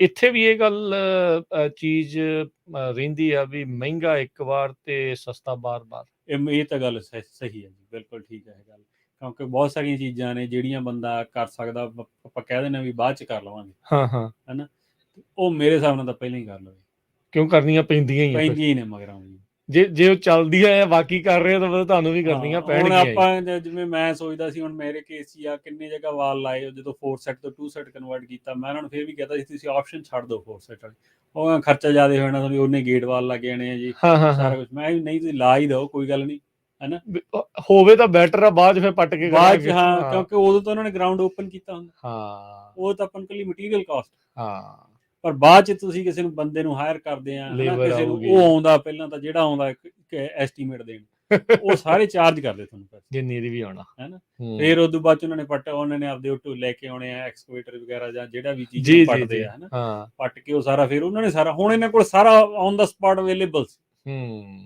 ਵੀ ਉਹ ਹੁਣ ਕੀਤਾ ਜਾ ਸਕਦਾ, ਸੌਖਾ ਸੀਗਾ, ਫਿਰ ਰੁੱਖ ਵੀ ਵੱਡੇ ਹੋ ਰਹੇ ਹੋਣੇ ਆ, ਹੋਰ ਵੀ ਕਈ ਚੀਜ਼ਾਂ, ਮਸ਼ੀਨਰੀ ਦਾ ਆਉਣਾ, ਓਪਨ ਗਰਾਊਂਡ ਤਾਂ ਬਹੁਤ ਸੌਖਾ ਹੈ ਸਾਰਾ ਕੁਝ, ਉਹ ਚੀਜ਼ਾਂ ਕੁਝ ਕੁ ਚੀਜ਼ਾਂ ਸੀਗੀਆਂ ਜਿਹੜੀਆਂ ਮੈਂ ਤਾਂ ਨਹੀਂ ਕੀਤੀਆਂ ਪਰਹੇਜ਼, ਮੈਂ ਕਿਹਾ ਵੀ ਚਲੋ ਹੁਣ ਜਿੱਥੇ ਇੰਨੇ ਲੱਗ ਰਹੇ ਉੱਥੇ ਥੋੜੇ ਜਿਹੇ ਹੋਰ ਲੱਗ ਜਾਣਗੇ, ਨਹੀਂ ਬਿਲਕੁਲ, ਆਈ ਥਿੰਕ ਇਹ ਬਹੁਤ ਸਾਰੀਆਂ ਚੀਜ਼ਾਂ 'ਚ ਇਹ ਅਪਰੋਚ ਚੱਲਦੀ ਆ, ਤੇ ਇਵੈਂਚੁਅਲੀ ਲੌਂਗ ਰਨ ਦੇ ਵਿੱਚ ਫਾਇਦੇਮੰਦ ਰਹਿੰਦਾ, ਬੰਦਾ ਉਸ ਟਾਈਮ ਦੇ ਉੱਤੇ ਸੋਚ ਜ਼ਰੂਰ ਰਿਹਾ ਹੁੰਦਾ ਆ ਵੀ ਚੱਲ 4 ਪੈਸੇ ਬਚਾ ਲੈਂਦੇ ਆ ਤੇ ਬਾਅਦ 'ਚ ਲੋੜ, ਪਰ ਇਹ ਨਹੀਂ ਪਤਾ ਵੀ 4 ਦੇ 8 ਕਰਕੇ ਲੱਗਣੇ ਆ ਉੱਥੇ। ਮੇਰਾ ਤੇ ਇੱਕ ਤੁਹਾਨੂੰ ਗੱਲ ਦੱਸਣਾ ਚਾਹੁੰਦਾ, ਨਾਨੀ ਸੀਗੀ, ਕਾਫੀ ਚਿਰ ਹੋ ਗੁਜ਼ਰ ਗਈ, ਹੁਣ ਤਾਂ 15 ਸਾਲ ਹੋ ਗਏ ਜੀ, ਉਹ ਅਨਪੜ੍ਹ ਸੀਗੀ ਪੂਰੀ, ਉਹ ਗੱਲ ਕਹਿੰਦੀ ਹੁੰਦੀ ਸੀ ਇੱਕ, ਉਹ ਕਹਿੰਦੀ ਹੁਣ ਤਾਂ ਉਂਗਲੀ ਵੱਢੀ ਜਾਣੀ ਹੈ, ਚਾਹੇ ਮੂਹਰੋਂ ਵੱਢੀ ਗਈ ਚਾਹੇ ਮਗਰੋਂ ਵੱਢੀ ਗਈ, ਦੁੱਖ ਹੁੰਦਾ ਹੀ ਲੱਗਣਾ, ਦੁੱਖ ਹੁੰਦਾ ਹੀ ਲੱਗਣਾ, ਉਹ ਗੱਲ ਆ ਜਾਂਦੀ ਆ ਤੇ ਵੀ ਉਦੋਂ ਕਰਾ ਲਿਆ ਵੀ ਤੇ ਚੰਗੀ ਗੱਲ, ਹਾਂ ਠੀਕ ਹੈ। ਸੋ ਚਲੋ ਇਹ ਹੁਣ ਹੋ ਗਿਆ ਡਿਜ਼ਾਈਨ ਦਾ, ਹੁਣ NRCS ਦੇ ਕੋਲ ਗਏ ਆ, ਬੈਕ ਐਂਡ ਫੋਰਥ ਹੋ ਗਿਆ, ਉਹਨਾਂ ਨੇ ਹੁਣ ਤੁਹਾਡਾ ਡਿਜ਼ਾਈਨ ਅਪਰੂਵ ਕਰਤਾ, ਕੀ ਤੁਹਾਨੂੰ ਪਤਾ ਸੀਗਾ ਪਹਿਲਾਂ ਵੀ NRCS ਇਸ ਚੀਜ਼ ਦੇ ਵਿੱਚ ਮਦਦ ਕਰਦੀ ਆ? ਮੈਨੂੰ ਪਤਾ ਸੀ ਪੱਗ ਕਰਕੇ, ਅੱਛਾ, ਪੱਗ ਵਾਲਿਆਂ ਦੇ ਥਰੂ, ਕਿਉਂਕਿ ਪਹਿਲਾਂ ਅਸੀਂ ਕਾਫੀ ਸਾਡੇ ਮੈਂਬਰਸ ਨੂੰ ਵੀ ਕੀਤਾ, ਉਹਦੇ ਲਈ ਹਨਾ ਵੀ ਸੈਟਅਪ ਕੀਤਾ ਵੀ ਤੁਸੀਂ ਜਾਓ, ਕਿਉਂਕਿ ਮੈਂ ਇੱਕ ਸੀਗਾ ਸਾਡੇ ਕੋਲ ਵੀ ਕੇਸ ਆਇਆ ਸੀ ਜਿੱਥੇ ਉਹਨਾਂ ਨੇ ਆਲਰੇਡੀ ਇਰੀਗੇਸ਼ਨ ਪਾ ਲਿਆ ਸੀ ਤੇ ਉਹਦਾ 1,30,000 ਰੁਪਏ ਦਾ ਖਰਚਾ ਸੀਗਾ, ਉਹਨਾਂ ਨੂੰ ਪਤਾ ਹੀ ਨਹੀਂ ਸੀਗਾ ਵੀ NRCS ਗ੍ਰਾਂਟ ਵੀ ਦੇ ਦਿੰਦੀ ਹੈ, ਵੀ ਕੁਝ ਹਿੱਸਾ ਬਚ ਵੀ ਜਾਂਦਾ, ਫਲੱਡ ਟੂ ਇਹਨਾਂ ਨੇ ਡ੍ਰਿਪ 'ਚ ਕਨਵਰਟ ਕੀਤਾ, ਠੀਕ ਹੈ ਉਹ ਜਦੋਂ ਸਾਨੂੰ ਉਹ ਕੇਸ ਤੋਂ ਬਾਅਦ ਫਿਰ ਸਾਡਾ ਕਾਫੀ ਫੋਕਸ ਸੀਗਾ ਵੀ ਦੱਸਿਆ ਜਾਵੇ ਹਰੇਕ ਮੀਟਿੰਗ 'ਚ, ਹਰੇਕ ਜਿਹੜੀ ਵਰਕਸ਼ਾਪ 'ਚ ਵੀ NRCS ਨੂੰ ਲਿਆਉਣਾ, ਅਸੀਂ ਉੱਥੇ ਬੂਥ ਲਾਉਣਾ, ਵੀ ਨਹੀਂ ਅਸੀਂ ਹੈਲਪ ਕਰਦੇ ਹਾਂ, ਚਾਹੇ ਥੋੜੀ ਕਰਦੇ ਬਾਹਲੀ ਕਰਦੇ, ਜਿੰਨੀ ਵੀ ਕਰਦੇ ਵਧੀਆ ਹੀ ਗੱਲ ਆ, ਤੇ ਉਹ ਫਿਰ ਮੈਨੂੰ ਤਾਂ ਉਸ ਕਰਕੇ ਪਤਾ ਸੀਗਾ, ਆਪਾਂ ਤਾਂ ਪਹਿਲਾਂ ਹੀ ਰੈਡੀ ਸੀਗੇ ਵੀ NRCS ਥਰੂ ਹੀ ਜਾਣਾ, ਸਮਾਂ ਪਰ ਥੋੜਾ ਜਿਹਾ ਜ਼ਿਆਦਾ ਲੱਗਦਾ, ਆਬਵੀਅਸ ਜੀ ਗੱਲ, ਹਾਂਜੀ ਹਾਂ, ਉਹਦੇ ਲਈ ਫਿਰ ਤੁਹਾਨੂੰ ਪਹਿਲਾਂ ਪ੍ਰੈਪਰੇਸ਼ਨ ਕਰਨੀ ਸ਼ੁਰੂ ਕਰ ਦੇਣੀ ਚਾਹੀਦੀ, ਕਿਉਂਕਿ ਜਿਹੜਾ ਉਹਨਾਂ ਨੇ ਦੇਖੋ ਸਰਕਾਰੀ ਮਹਿਕਮਾ, ਉਹਨਾਂ ਦਾ ਆਪਦਾ ਪ੍ਰੋਸੈਸ ਆ, ਉਹਨਾਂ ਨੇ ਆਪਦੀ ਚਾਲ ਨਹੀਂ ਚੱਲਣਾ, ਆਪਾਂ ਉਹਨਾਂ ਨੂੰ ਇਹ ਨਹੀਂ ਕਹਿ ਸਕਦੇ ਤੁਸੀਂ ਛੇਤੀ ਕਰੋ, ਠੀਕ ਆ, ਤੁਹਾਡੇ ਨਾਲ ਕੰਮ ਕਰਨ ਦੀ, ਜਿਵੇਂ ਮੇਰਾ ਤਾਂ ਹੁਣ ਸਾਰੀ ਡੀਲਿੰਗ ਫ੍ਰੈਜ਼ਨੋ ਆਫਿਸ ਨਹੀਂ ਆ, ਤੇ ਉਹਨਾਂ ਨੇ ਬਹੁਤ ਹੈਲਪ ਕੀਤੀ, ਕਈ ਵਾਰ ਮੈਂ ਉਹਨਾਂ ਨੂੰ ਕਿਹਾ ਵੀ ਮੈਂ ਲੇਟ ਹੋ ਰਿਹਾ ਪਲਾਂਟੇਸ਼ਨ ਲਈ, ਹਨਾ, ਜਾਂ ਮੈਨੂੰ ਚਾਹੀਦਾ, ਤਾਂ ਉਹਨਾਂ ਨੇ ਪ੍ਰਾਇਓਰਟੀ ਬੇਸਿਸ ਤੇ ਵੀ ਕੰਮ ਕਰਾਈ ਗਏ ਨੇ ਮੇਰਾ, ਮੈਨੂੰ ਇਹ ਨਹੀਂ ਕਿਹਾ ਵੀ ਨਹੀਂ ਵੀ ਇਹ ਹੋਣਾ ਨਹੀਂ ਇਸ ਟਾਈਮ 'ਚ। ਸੋ ਹੁਣ ਪੱਗ ਦੇ ਵਿੱਚ ਤੁਹਾਡੇ ਹੋਰ ਥਾਵਾਂ ਦੇ ਉੱਤੇ, ਹੋਰ ਡਿਸਟ੍ਰਿਕਟਸ ਦੇ ਵੀ, ਕਾਉਂਟੀਜ਼ ਦੇ ਹੋਣਗੇ, ਉਹਨਾਂ ਨੂੰ ਵੀ ਕਈ ਵਾਰੀ ਇਦਾਂ ਮੁਸ਼ਕਲਾਂ ਦਾ ਸਾਹਮਣਾ ਕਰਨਾ ਪਿਆ ਵੀ NRCS ਜਾਂ ਹੋਰ ਇਹਨਾਂ ਮਹਿਕਮਿਆਂ ਦੇ ਵਿੱਚ ਫਾਈਲ ਤੇਜ਼ੀ ਨਾਲ ਨਾ ਤੁਰ ਰਹੀ ਹੋਵੇ? ਨਹੀਂ, ਜਿਹੜੇ ਤਾਂ ਦੇਖੋ ਸਮੱਸਿਆ ਇਹ ਨਹੀਂ ਹੈਗੀ ਵੀ ਫਾਈਲ ਤੇਜ਼ੀ ਜਾਂ ਹੌਲੀ ਤੁਰ ਰਹੀ ਆ, ਆਪਣੀਆਂ ਫਾਈਲਾਂ ਹੀ ਨਹੀਂ ਪਹੁੰਚਦੀਆਂ ਉੱਥੇ। ਅੱਛਾ, ਅਪਰੋਚ ਹੀ ਨਹੀਂ ਉੱਥੇ ਤੱਕ। ਅਪਰੋਚ ਹੀ ਨਹੀਂ ਹੈ, ਇਹ ਵੱਡਾ ਚੈਲੰਜ। ਕਿ ਉਧਰੋਂ ਕਮੀ ਆ ਜਾਂ ਇੱਧਰ ਆਪਣਿਆਂ ਨੂੰ ਘੱਟ ਪਤਾ ਆ ਜਾਂ ਉਹ ਹੈਲਪ ਘੱਟ ਕਰਦੇ ਆਪਣੇ ਇਸ ਚੀਜ਼ ਦੇ ਕਰਕੇ? ਵੀ ਜਿੰਨਾ ਕਿ ਸਾਡੀ ਡੀਲਿੰਗ ਸੀਗੀ ਜਦੋਂ ਅਸੀਂ ਦੇਖਦੇ ਸੀ ਨਾ, ਤਾਂ ਉਹਨਾਂ ਦੀ ਇੰਟੈਂਸ਼ਨ ਤਾਂ ਸੀਗੀ ਵੀ ਹੈਲਪ ਕਰੀਏ। ਹਾਂ। ਹੁਣ ਜਿਹੜਾ ਗਰਾਊਂਡ ਤੇ ਕਿਸੇ ਚੀਜ਼ ਨੂੰ ਪਹੁੰਚਣਾ ਕਿਸੇ ਆਮ ਕਿਸਾਨ ਤੱਕ, ਉਹ ਬਹੁਤ ਵੱਡਾ ਚੈਲੰਜ ਹੈ। ਉਹ ਇਕੱਲੇ NRCS ਲਈ ਨਹੀਂ, ਐਜ਼ USDA ਸਾਰੇ ਡਿਪਾਰਟਮੈਂਟ ਲਈ ਜਾਂ UC ਐਕਸਟੈਂਸ਼ਨਸ ਨੇ ਜਾਂ ਜਿੰਨੀ ਰਿਸਰਚ ਹੁੰਦੀ ਆ, ਉਹਨਾਂ ਲਈ ਸਾਰਿਆਂ ਲਈ ਸੇਮ ਹੀ ਹੈ। ਠੀਕ ਹੈ। ਤੇ ਉਹ ਇੰਨੀ ਰਿਸਰਚ ਕਰਕੇ ਵੀ ਆਮ ਬੰਦੇ ਨੂੰ ਪਤਾ ਨਹੀਂ ਹੁੰਦਾ ਵੀ ਇਹ ਚੀਜ਼ਾਂ ਇਹੋ ਜਾਂਦੀਆਂ ਨੇ। ਹੁਣ ਤੁਸੀਂ ਕੋਈ ਵੀ ਟੌਪਿਕ ਦੇਖ ਲਓ, ਉਹਨੂੰ ਗੂਗਲ ਕਰੋ ਤਾਂ UC ਡੇਵਿਸ ਦੇ ਮੈਂ ਕਹਿੰਦਾ ਵੀ ਇੱਕ ਟੌਪਿਕ ਤੇ 100 ਪੇਪਰ ਛਪੇ ਹੋਣੇ ਨੇ। ਹਾਂਜੀ, ਪਰ ਆਮ ਬੰਦੇ ਨੂੰ ਕਿੱਥੇ ਪਤਾ? ਨਹੀਂ ਪਤਾ ਲੱਗਦਾ। ਉਹਨਾਂ ਦੇ ਪੜ੍ਹਨ ਦਾ ਵੀ ਕੰਮ ਸੌਖਾ ਨਹੀਂ ਹੈ ਨਾ, ਵੀ ਜਿਹੜਾ ਇੱਕ ਰਿਸਰਚਰ ਨੇ ਆਪਣੇ ਹਿਸਾਬ ਨਾਲ ਲਿਖਣਾ, ਆਮ ਬੰਦੇ ਤੱਕ ਉਹ ਗੱਲ ਨੂੰ ਪਹੁੰਚਾਉਣਾ ਹੈ ਤਾਂ ਡਿਫਿਕਲਟ। ਉਹ ਖਾਪਾ ਹੈਗਾ, ਉਹ ਹੈ। ਸੋ ਅੱਛਾ, ਹੁਣ ਤੁਸੀਂ ਆਪਣੀ ਫਾਈਲ ਲੈ ਕੇ ਪਹੁੰਚ ਗਏ ਆ, ਸੋ ਬੈਕ ਐਂਡ ਫੋਰਥ ਹੋਇਆ, ਉਹਨਾਂ ਨੇ ਅਪਰੂਵ ਕਰਤਾ, ਸੋ ਉਸ ਤੋਂ ਬਾਅਦ ਨੈਕਸਟ ਸਟੈਪ ਕੀ ਹੈ ਇਸ ਚੀਜ਼? ਫਿਰ ਜਦੋਂ NRCS ਥਰੂ ਉਹ ਪਹਿਲਾਂ ਚਲਿਆ ਗਿਆ, ਫਿਰ ਉਹ ਆਪਾਂ ਨੂੰ ਦੱਸ ਦਿੰਦੇ ਆ ਵੀ ਇੰਨੀ ਗ੍ਰਾਂਟ ਤੁਹਾਨੂੰ ਅਸੀਂ ਦੇਵਾਂਗੇ। ਠੀਕ ਹੈ ਜਦੋਂ ਉਹ ਫਾਈਨਲ ਸਟੇਜਸ ਤੇ ਚਲੇ ਗਏ। ਕੀ ਇਹ ਹਰ ਇੱਕ ਬੰਦੇ ਦੇ ਉੱਤੇ ਡਿਪੈਂਡ ਕਰਦਾ ਜਾਂ ਇਹ ਪੱਕੇ ਬੱਝੇ ਆ ਉਹਨਾਂ ਦੇ ਰੇਟ? ਰੇਟ ਉਹਦੇ ਪਰ ਏਕੜ ਹੁੰਦੇ ਆ, ਪਰ ਜਿਵੇਂ ਕਈ ਡਿਸਐਡਵਾਂਟੇਜ ਕਮਿਊਨਿਟੀਜ਼ ਵਗੈਰਾ ਆ ਜਾਂਦੀਆਂ, ਉਹਨਾਂ ਲਈ ਉਹਦੇ ਰੇਟ ਵੱਖਰੇ ਨੇ। ਠੀਕ ਹੈ ਜੀ, ਉਹ ਜ਼ਿਆਦਾ ਹੁੰਦੇ ਆ ਆਮ ਨਾਲੋਂ, ਹਨਾ, ਰੈਗੂਲਰ ਦੇ ਨਾਲੋਂ ਥੋੜਾ ਵੱਧ ਉਹਨਾਂ ਨੂੰ ਮਿਲ ਜਾਂਦਾ ਆ। ਤੇ ਉਹਦੇ ਚ ਜਿਵੇਂ ਉਹ ਕਿੰਨਾ ਹੁੰਦਾ ਉਹਦਾ ਤਾਂ ਮੈਨੂੰ ਨਹੀਂ ਪਤਾ, ਪਰ ਜਿਹੜਾ ਆਮ ਜਿਹੜਾ ਸਟੈਂਡਰਡ ਆ, ਉਹ ਜਦੋਂ ਆਪਾਂ ਗ੍ਰਾਂਟ ਅਪਲਾਈ ਕੀਤੀ ਸੀ ਉਦੋਂ $1050 $1050 ਪਰ ਏਕੜ ਦੇ ਦਿੰਦੇ ਸੀ। ਉਸ ਹਿਸਾਬ ਦੇ ਨਾਲ ਮਿਲਦਾ ਸੀ। ਸਿਰਫ ਇਰੀਗੇਸ਼ਨ ਵਾਸਤੇ ਜਾਂ ਹੋਰ ਚੀਜ਼ ਲਈ? ਸਿਰਫ ਇਰੀਗੇਸ਼ਨ ਵਾਸਤੇ। ਜਦੋਂ ਤੁਸੀਂ ਡ੍ਰਿਪ ਨੂੰ ਫਲੱਡ ਟੂ ਡ੍ਰਿਪ ਕਨਵਰਟ ਕਰਦੇ ਆ, ਡ੍ਰਿਪ ਜਾਂ ਮਾਈਕਰੋ ਸਪ੍ਰਿੰਕਲਰ ਦਾ ਜਿਹੜਾ ਵੀ ਕਰਦੇ। ਹੁਣ ਤੁਹਾਡੇ ਕੇਸ ਦੇ ਵਿੱਚ ਨਵਾਂ ਖੇਤ ਸੀਗਾ, ਉੱਥੇ ਡ੍ਰਿਪ ਵਾਲਾ ਪਹਿਲਾਂ ਸਿਸਟਮ ਨਹੀਂ ਸੀ, ਸੋ ਤੁਹਾਡੀ ਇਹ ਮੰਨਿਆ ਗਿਆ ਵੀ ਫਲੱਡ ਟੂ ਡ੍ਰਿਪ ਨੂੰ ਜਾ ਰਹੇ ਆ। ਤੇ ਜੇ ਕਿਸੇ ਦੇ ਪਹਿਲਾਂ ਵੀ ਡ੍ਰਿਪ ਲੱਗੀ ਹੁੰਦੀ ਮੰਨ ਲਓ, ਤੇ ਜੇ ਉਸਨੇ ਨਵੀਂ ਕਹਿੰਦਾ ਯਾਰ ਇਹਨਾਂ ਤੇ ਹੁਣ ਹਾਲਤ ਖਸਤਾ ਆ ਵੀ ਆਪਾਂ ਨਵੀਂ ਪਵਾਉਣੀ ਆ, ਉਹਦੇ ਵਿੱਚ ਵੀ ਉਹ ਮਦਦ ਕਰਦੇ? ਤਾਂ ਉਹਦੇ ਵਿੱਚ ਕਰਦੇ ਹੋਣਗੇ ਕਿਸੇ ਹੋਰ ਪ੍ਰੋਗਰਾਮ ਥਰੂ, ਪਰ ਜਿਹੜੇ ਇਹ ਪ੍ਰੋਗਰਾਮ ਹੈ ਸਪੈਸੀਫਿਕਲੀ ਇਸੇ ਲਈ ਆ ਵੀ ਜਿਹਨੇ ਫਲੱਡ ਟੂ ਡ੍ਰਿਪ ਜਾਂ ਕਨਵਰਟ ਕਰਨਾ। ਠੀਕ ਹੈ ਇਹ ਜਿਹੜੇ ਰੇਟਸ ਨੇ ਉਹਨਾਂ ਲਈ ਹੋਈ ਆ। ਵੀ ਜਿੱਦਾਂ ਤੁਹਾਡੇ ਖੇਤ ਗਏ ਸੀ, ਆਪਾਂ ਦੇਖ ਰਹੇ ਸੀ ਵੀ ਤੁਹਾਡੇ ਗੁਆਂਢੀ ਫਾਰਮਰ ਆ, ਉਹਦੇ ਪੇਕਣ ਲੱਗੇ ਸੀਗੇ ਤੇ ਉਹ ਅਜੇ ਫਲੱਡ ਇਰੀਗੇਸ਼ਨ ਦੀ ਜਿਹੜੀ ਉਹ ਕਰਦਾ। ਕਿਹੜਾ FID ਦਾ ਪਾਣੀ ਨਾ ਕਾਫੀ ਜ਼ਿਆਦਾ ਆ ਰਿਹਾ। ਮੈਂ ਜਿਵੇਂ ਉਹਦੇ ਨਾਲ ਜਿਵੇਂ ਆਪਣੇ ਗੁਆਂਢੀ ਦੀ ਗੱਲ ਕੀਤੀ ਆ, ਉਹਨਾਂ ਨੂੰ ਉੱਥੇ 70-75 ਸਾਲ ਹੋ ਗਏ ਰਹਿੰਦੇ ਹਨ। ਹਾਂ ਹੈਨਾ, ਤੇ ਉਹ ਜੈਪਨੀਜ਼ ਨੇ ਦੋਨੇ, ਬਜ਼ੁਰਗ ਤੋਂ ਕਾਫੀ ਬਜ਼ੁਰਗ 90 ਸਾਲ ਤੋਂ ਉੱਪਰ। ਤੇ ਚਲੋ ਜਿਹੜਾ ਮੁੰਡਾ ਉਹ ਵੀ 60 ਸਾਲ ਦਾ ਖੇਤੀ ਕਰਦੇ ਨੇ। ਚਲੋ ਤੇ ਉਹਨਾਂ ਨੇ ਉਹ ਮੈਨੂੰ ਕਹਿੰਦੇ ਸੀਗੇ ਵੀ ਅਸੀਂ ਤਾਂ ਮੋਟਰ ਚਲਾਉਂਦੇ ਹੀ ਨਹੀਂ ਸੀਗੇ। ਅੱਛਾ, ਲੋੜ ਨਹੀਂ ਸੀ, FID ਇੰਨਾ ਪਾਣੀ ਦੇ ਦਿੰਦੀ ਸੀ। ਆ ਪਿਛਲੇ 2-3 ਸਾਲਾਂ ਚ ਕਹਿੰਦੇ ਸਾਡੀ ਮੋਟਰ ਥੋੜੀ ਚੱਲਦੀ। ਅੱਛਾ, ਉਹਨਾਂ ਦਾ ਵੱਡਾ ਕਾਰਨ ਫਲੱਡ ਕਰਨ ਦਾ, ਕਿਉਂਕਿ ਉਹਨਾਂ ਕੋਲ ਪਾਣੀ ਜ਼ਿਆਦਾ ਆ। ਕੀ ਉਹ ਪੁਰਾਣੇ ਰਹਿੰਦੇ ਦੇ ਕਰਕੇ ਉਹਨਾਂ ਦੇ ਵਾਟਰ ਦੇ ਉੱਤੇ ਰਾਈਟ ਵੀ ਜ਼ਿਆਦਾ ਆ? ਨਹੀਂ, ਵਾਟਰ ਰਾਈਟਸ ਤਾਂ ਸੇਮ ਹੀ ਨੇ। ਓਕੇ, ਪਰ FID ਉਸ ਜਿਵੇਂ ਪਾਣੀ ਜ਼ਿਆਦਾ ਦਿੰਦੀ ਕਰਕੇ ਉਹਨਾਂ ਦਾ ਚੱਲੀ ਜਾਂਦਾ ਸੀ। ਪਰ ਦਿਨੋਂ ਦਿਨ ਇਹ ਚੀਜ਼ਾਂ ਸੇਮ ਨਹੀਂ ਰਹਿਣੀਆਂ, ਆਪਾਂ ਦੇਖ ਹੀ ਰਹੇ ਹਾਂ। ਸੋ ਇਵੈਂਚੁਅਲੀ ਉਸ ਨੂੰ ਵੀ, ਜਾਂ ਜੇ ਉਹੀ ਰਿਹਾ ਜਾਂ ਉਹਨੇ ਵੇਚਤੀ ਜਾਂ ਕਿਸੇ ਕੋ ਗਈ, ਉਹਨੂੰ ਡ੍ਰਿਪ ਦੇ ਉੱਤੇ, ਕਿਉਂਕਿ ਜ਼ੋਰ ਤਾਂ NRCS ਕਾਫੀ ਲਾ ਰਹੀ ਹੈ ਵੀ ਡ੍ਰਿਪ ਦੇ ਉੱਤੇ ਤੁਸੀਂ ਜਾਓ ਵੀ ਪਾਣੀ ਦੀ ਬਚਤ ਹੁੰਦੀ ਹੈ। ਬਿਲਕੁਲ ਉਹ ਕਾਫੀ ਜ਼ਿਆਦਾ ਫਾਰਮਰਾਂ ਨੂੰ ਵੀ ਜਾ ਕੇ ਕਹਿੰਦੇ ਨੇ, ਡਾਇਰੈਕਟਲੀ ਇਨਡਾਇਰੈਕਟਲੀ ਕਮਿਊਨੀਕੇਟ ਵੀ ਕਰਦੇ ਨੇ, ਪੱਗ ਥਰੂ ਵੀ ਕਿੰਨੀ ਵਾਰ ਕਮਿਊਨੀਕੇਟ ਕਰਦੇ ਨੇ, ਤੇ ਅਸੀਂ ਭੇਜਦੇ ਹਾਂ ਸਾਰਿਆਂ ਨੂੰ ਨੋਟੀਫਿਕੇਸ਼ਨ। ਤੇ ਠੀਕ ਹੈ, ਜਿਹੜਾ ਉਹਦਾ ਪ੍ਰੋਸੈਸ ਆ ਫੋਲੋ ਕਰਨਾ ਪੈਂਦਾ, ਬਟ ਇਹ ਹੈਗੇ ਤਾਂ ਵਧੀਆ ਹੀ ਚੀਜ਼ ਹੈ। ਠੀਕ ਆ, ਹੁਣ ਆਪਣਾ ਉਹਨਾਂ ਨੇ ਅਪਰੂਵ ਕਰਤਾ, ਤੇ ਸਮਾਨ ਦੀ ਕਿੱਦਾਂ ਆ, ਉਹ ਲੈ ਕੇ ਦਿੰਦੇ ਨੇ, ਤੁਸੀਂ ਆਪ ਪਹਿਲੋਂ ਖਰੀਦਣਾ ਆ, ਉਹ ਇਨਵਾਇਸ ਦੀ ਰੀਇੰਬਰਸਮੈਂਟ ਕਰਦੇ ਹੁੰਦੇ, ਕਿੱਦਾਂ ਉਹਨਾਂ ਦਾ ਪ੍ਰੋਸੈਸ ਹੁੰਦਾ ਜਿਹੜੀ ਇਹ ਗ੍ਰਾਂਟ ਤੁਹਾਨੂੰ ਜਿਹੜੀ ਉਸ ਚੀਜ਼ 'ਚ ਮਿਲਦੀ ਆ? ਜਿਹੜੀ ਆਪਾਂ ਨੂੰ ਗ੍ਰਾਂਟ ਦਿੱਤੀ ਸੀ, ਜਦੋਂ ਉਹਨਾਂ ਨੇ ਲਿਖ ਕੇ ਦਿੱਤਾ ਨਾ, ਜਿਵੇਂ ਹੁਣ ਆਪਾਂ ਨੂੰ ਅੱਡ ਕੰਪੋਨੈਂਟਸ ਦੀ ਗ੍ਰਾਂਟ ਦਿੰਦੇ ਨੇ। ਇੱਕ ਤਾਂ ਹੋ ਗਿਆ ਸਿੱਧਾ ਜਿਹੜਾ ਆਪਣਾ ਦੇਖਿਆ ਵੀ ਆਪਾਂ ਡ੍ਰਿਪ ਦਾ ਉਹਨਾਂ ਨੇ ਦਿੱਤਾ 1050 ਦੇਤਾ। ਉਹਦੇ 'ਚ ਮੈਂ ਇੱਕ ਗੱਲ ਐਡ ਕਰਦੀ ਜਾਵਾਂ, ਕਿਉਂਕਿ ਪਿਛਲੇ 1.5 ਸਾਲ ਦੇ ਵਿੱਚ ਮਟੀਰੀਅਲ ਦੀ ਕਾਸਟ ਬਹੁਤ ਜ਼ਿਆਦਾ ਵੱਧ ਗਈ ਸੀ। ਤੇ ਜਿਹੜੀਆਂ ਗ੍ਰਾਂਟਸ ਅਪਰੂਵ ਹੋਈਆਂ ਸੀਗੀਆਂ, ਉਹ ਪੁਰਾਣੇ ਮਟੀਰੀਅਲ ਦੇ ਰੇਟ ਤੇ ਹੋਈਆਂ ਸੀ, ਉਦੋਂ ਕੋਰਸ ਘੱਟ ਸੀ, ਤੇ ਜਦੋਂ ਹੁਣ ਐਕਚੁਅਲ 'ਚ ਦੁਬਾਰੀ ਆਈ ਲਾਉਣ ਦੀ, ਤਾਂ ਕੋਰਸ ਪ੍ਰਾਈਸ ਬਹੁਤ ਜ਼ਿਆਦਾ ਵੱਧ ਗਿਆ ਸੀ, 4 ਗੁਣਾ ਵਧੇ। ਉਦੋਂ ਦਇਆ ਦੀਪਕ ਸਿੰਘ ਦੱਸਦੇ ਪਏ ਸੀਗੇ। ਤੇ ਉਹਦੇ 'ਚ ਫਿਰ ਇੱਕ ਇਨਫਲੇਸ਼ਨ ਮੈਨੂੰ ਗ੍ਰਾਂਟ ਦਿੱਤੀ ਸੀ ਇਹਨਾਂ ਨੇ ਸਾਰਿਆਂ ਨੂੰ, ਵੀ ਜਿਨ੍ਹਾਂ ਦੀਆਂ ਪੁਰਾਣੀ ਗ੍ਰਾਂਟਸ ਅਪਰੂਵ ਹੋਈਆਂ ਨੇ, ਅੱਛਾ, ਤੇ ਵੀ ਉਹਦਾ ਇਨਫਲੇਸ਼ਨ ਐਡ ਕੀਤਾ ਸੀ, ਐਡਜਸਟਡ ਇਨਫਲੇਸ਼ਨ ਐਡ ਕੀਤਾ ਸੀ। ਉਹ ਹੂੰ, ਕਿੰਨਾ ਹਜੇ ਤਾਂ ਮੈਨੂੰ ਵੀ ਨਹੀਂ ਪਤਾ, ਉਹ ਆਪਣੀ ਐਪਲੀਕੇਸ਼ਨ ਇਨ ਪ੍ਰੋਸੈਸ ਆ। ਅੱਛਾ, ਹਾਂਜੀ, ਕਿੰਨਾ ਕੁ ਚਿਰ ਹੋ ਗਿਆ ਇਸ ਐਪਲੀਕੇਸ਼ਨ ਉਹਨੂੰ ਨੂੰ? ਲਾਈ ਨੂੰ ਹੋ ਚੱਲੇ 2 ਮਹੀਨੇ, ਮੈਨੂੰ 2 ਤੋਂ ਘੱਟ ਹੋਣਗੇ, 1.5-2 ਮਹੀਨੇ ਹੋ ਚੱਲੇ। ਸੋ ਆਪਾਂ ਇਹ ਮੰਨ ਕੇ ਤਾਂ 100% ਚੱਲੀਏ ਵੀ ਜਦੋਂ ਕੋਈ ਵੀ ਨਵਾਂ ਬਾਗ ਜਾਂ ਨਵਾਂ ਖੇਤ ਤਿਆਰ ਕਰਨਾ, ਜਿਹੜਾ ਸ਼ੁਰੂਆਤੀ ਆ ਉਹ ਖਰਚਾ ਤੁਹਾਡਾ ਆਪਣਾ ਹੀ ਹੈ, ਬਾਅਦ ਦੇ ਵਿੱਚ ਹੌਲੀ-ਹੌਲੀ ਮਿਲਣੇ ਆ। ਨਹੀਂ, ਉਹੀ ਆਪਾਂ ਗੱਲ ਕਰ ਰਹੇ ਸੀ ਨਾ, ਜਿਵੇਂ ਵੀ ਉਹ ਇੱਕ ਤਾਂ ਉਹ ਐਡ ਹੋ ਗਿਆ ਹਨਾ, ਤੇ ਦੂਜਾ ਹੋ ਗਿਆ ਵੀ ਜਿਵੇਂ ਆਪਣਾ ਵੈਲ ਸੀਗਾ, ਜਿਹੜਾ ਰੈਜ਼ਰਵਾਇਰ ਬਣਾਇਆ ਆਪਾਂ, ਉਹ ਆਪਣਾ ਹੁਣ ਅੱਡ ਸੀ, ਉਹ ਰੈਜ਼ਰਵਾਇਰ ਦੀ ਉਹਨਾਂ ਨੇ ਅੱਡ ਗ੍ਰਾਂਟ ਦਿੱਤੀ। ਅੱਛਾ, ਉਹ ਕਰਦੇ ਨੇ ਵੀ ਤੁਸੀਂ ਬਣਾਓ, ਇਸ ਨੂੰ ਪ੍ਰਮੋਟ ਕਰਦੇ ਆ। ਜੇ ਡਿਪੈਂਡ ਉਹੀ ਡਿਜ਼ਾਈਨ ਤੇ ਗੱਲ ਆ ਜਾਂਦੀ ਵੀ ਮੋਸਟ ਐਫੀਸ਼ੀਐਂਟ ਵੇ ਕੀ ਹੈ। ਜਿੱਥੇ ਏਕੜੇਜ ਵੱਡੀ ਹੁੰਦੀ ਹੈ ਉੱਥੇ ਰੈਜ਼ਰਵਾਇਰ ਜ਼ਿਆਦਾ ਫਿਜ਼ੀਬਲ ਹੋ ਜਾਂਦਾ, ਜਿੱਥੇ ਏਕੜੇਜ ਛੋਟੀ ਉੱਥੇ ਫਿਰ ਉਹ ਕਹਿੰਦਾ ਵੀ ਬੂਟੇ ਲਾਵਾਂ ਜਾਂ ਰੈਜ਼ਰਵਾਇਰ ਬਣਾਵਾਂ। ਨਾਲ ਉਹ ਵੀ ਉਹ ਫਿਰ ਉਹ ਉਹਨਾਂ ਇਫੈਕਟਿਵ ਨਹੀਂ ਰਹਿੰਦਾ ਗਾ, ਜਿਹੜਾ ਉਹਦਾ ਫੰਕਸ਼ਨ ਹੁੰਦਾ। ਉਹਦਾ ਫੰਕਸ਼ਨ ਹੀ ਹੈ ਵੀ ਵੱਡੇ ਖੇਤ ਲਈ ਪਾਣੀ ਸਟੋਰ ਕਰਕੇ ਤੁਸੀਂ ਫਿਰ ਮੈਨੇਜ ਕਰ ਸਕਦੇ ਆ, ਥੋੜੇ ਦੇ ਲਈ ਨਹੀਂ। ਤੇ ਫਿਰ VFD ਆਪਾਂ ਮੋਟਰ ਪੰਪ ਨਵਾਂ ਲਾਇਆ ਉੱਤੇ ਰੈਜ਼ਰਵਾਇਰ ਤੇ VFD ਲੱਗੀ ਹੈ ਨਾ, ਠੀਕ ਹੈ, ਉਹਦੇ ਲਈ ਵੀ ਉਹਨਾਂ ਨੇ ਗ੍ਰਾਂਟ ਦਿੱਤੀ। ਠੀਕ ਹੈ, ਸੋ ਇਹੋ ਜਿਹੇ ਬਹੁਤ ਸਾਰੇ ਕੰਪੋਨੈਂਟਸ ਨੇ ਜਿਹੜੇ ਇਰੀਗੇਸ਼ਨ 'ਚ ਉਹ ਅੱਡ-ਅੱਡ ਗ੍ਰਾਂਟਸ ਨਾਲ ਐਡ ਕਰਦੇ ਰਹਿੰਦੇ। ਫਿਰ ਉਹ ਐਡ ਕਰ ਦਿੰਦੇ ਆ ਵੀ ਜੇ ਤੁਸੀਂ ਸੈਂਸਰ ਲਾਉਂਦੇ ਆ, ਸੋਇਲ ਮੋਇਸਚਰ ਸੈਂਸਰ ਵਗੈਰਾ ਲਾਉਂਦੇ ਆ, ਤਾਂ ਉਹਦੀ ਗ੍ਰਾਂਟ ਅੱਡ ਦਿੰਦੇ ਆ ਉਹ। ਠੀਕ ਹੈ ਜੀ। ਉਹ ਸਾਰਾ ਜਦੋਂ ਲੰਪ ਸਮ 'ਚ ਅਪਰੂਵ ਕਰਕੇ ਤੁਹਾਨੂੰ ਸਾਰੀਆਂ ਲਾਈਨ ਆਈਟਮਸ ਦੱਸ ਦਿੰਦੇ ਨੇ ਵੀ ਬਾਈ ਤੁਹਾਡਾ ਇੰਨੀ ਗ੍ਰਾਂਟ ਬਣ ਗਈ। ਠੀਕ ਹੈ, ਫਿਰ ਜਦੋਂ ਤੁਸੀਂ ਕੰਟਰੈਕਟ ਸਾਈਨ ਕਰਦੇ ਆ ਨਾ, ਜਿਹੜੀ ਵੀ ਇਰੀਗੇਸ਼ਨ ਕੰਪਨੀ ਹੁੰਦੀ ਹੈ, ਠੀਕ ਹੈ, ਉਹਨਾਂ ਨੇ ਉਹ ਕੰਟਰੈਕਟ ਲੈ ਲੈਣਾ ਵੀ ਇੰਨੇ % ਡਾਊਨ ਦੇ ਦਿਓ। ਅੱਛਾ, ਹੈ ਨਾ, ਥੋੜੇ ਜਿਹੇ 10-15 ਜਾਂ 20% ਡਾਊਨ ਦੇ ਕੇ ਅਸੀਂ ਕੰਮ ਸ਼ੁਰੂ ਕਰ ਦਿੰਦੇ ਹਾਂ। ਅੱਛਾ, ਬਾਕੀ ਜਿਹੜਾ ਹੋਊਗਾ ਪੇਮੈਂਟ ਆ, ਉਹ ਜਿੱਦਣ ਪ੍ਰੋਜੈਕਟ ਕਲੋਜ਼ ਹੋਊਗਾ ਉਦੋਂ 60 ਡੇਜ਼ ਜਾਂ 90 ਡੇਜ਼ ਦੇ ਵਿੱਚ ਡਿਊ ਹੋਊਗੀ। ਠੀਕ ਹੈ, ਓਕੇ।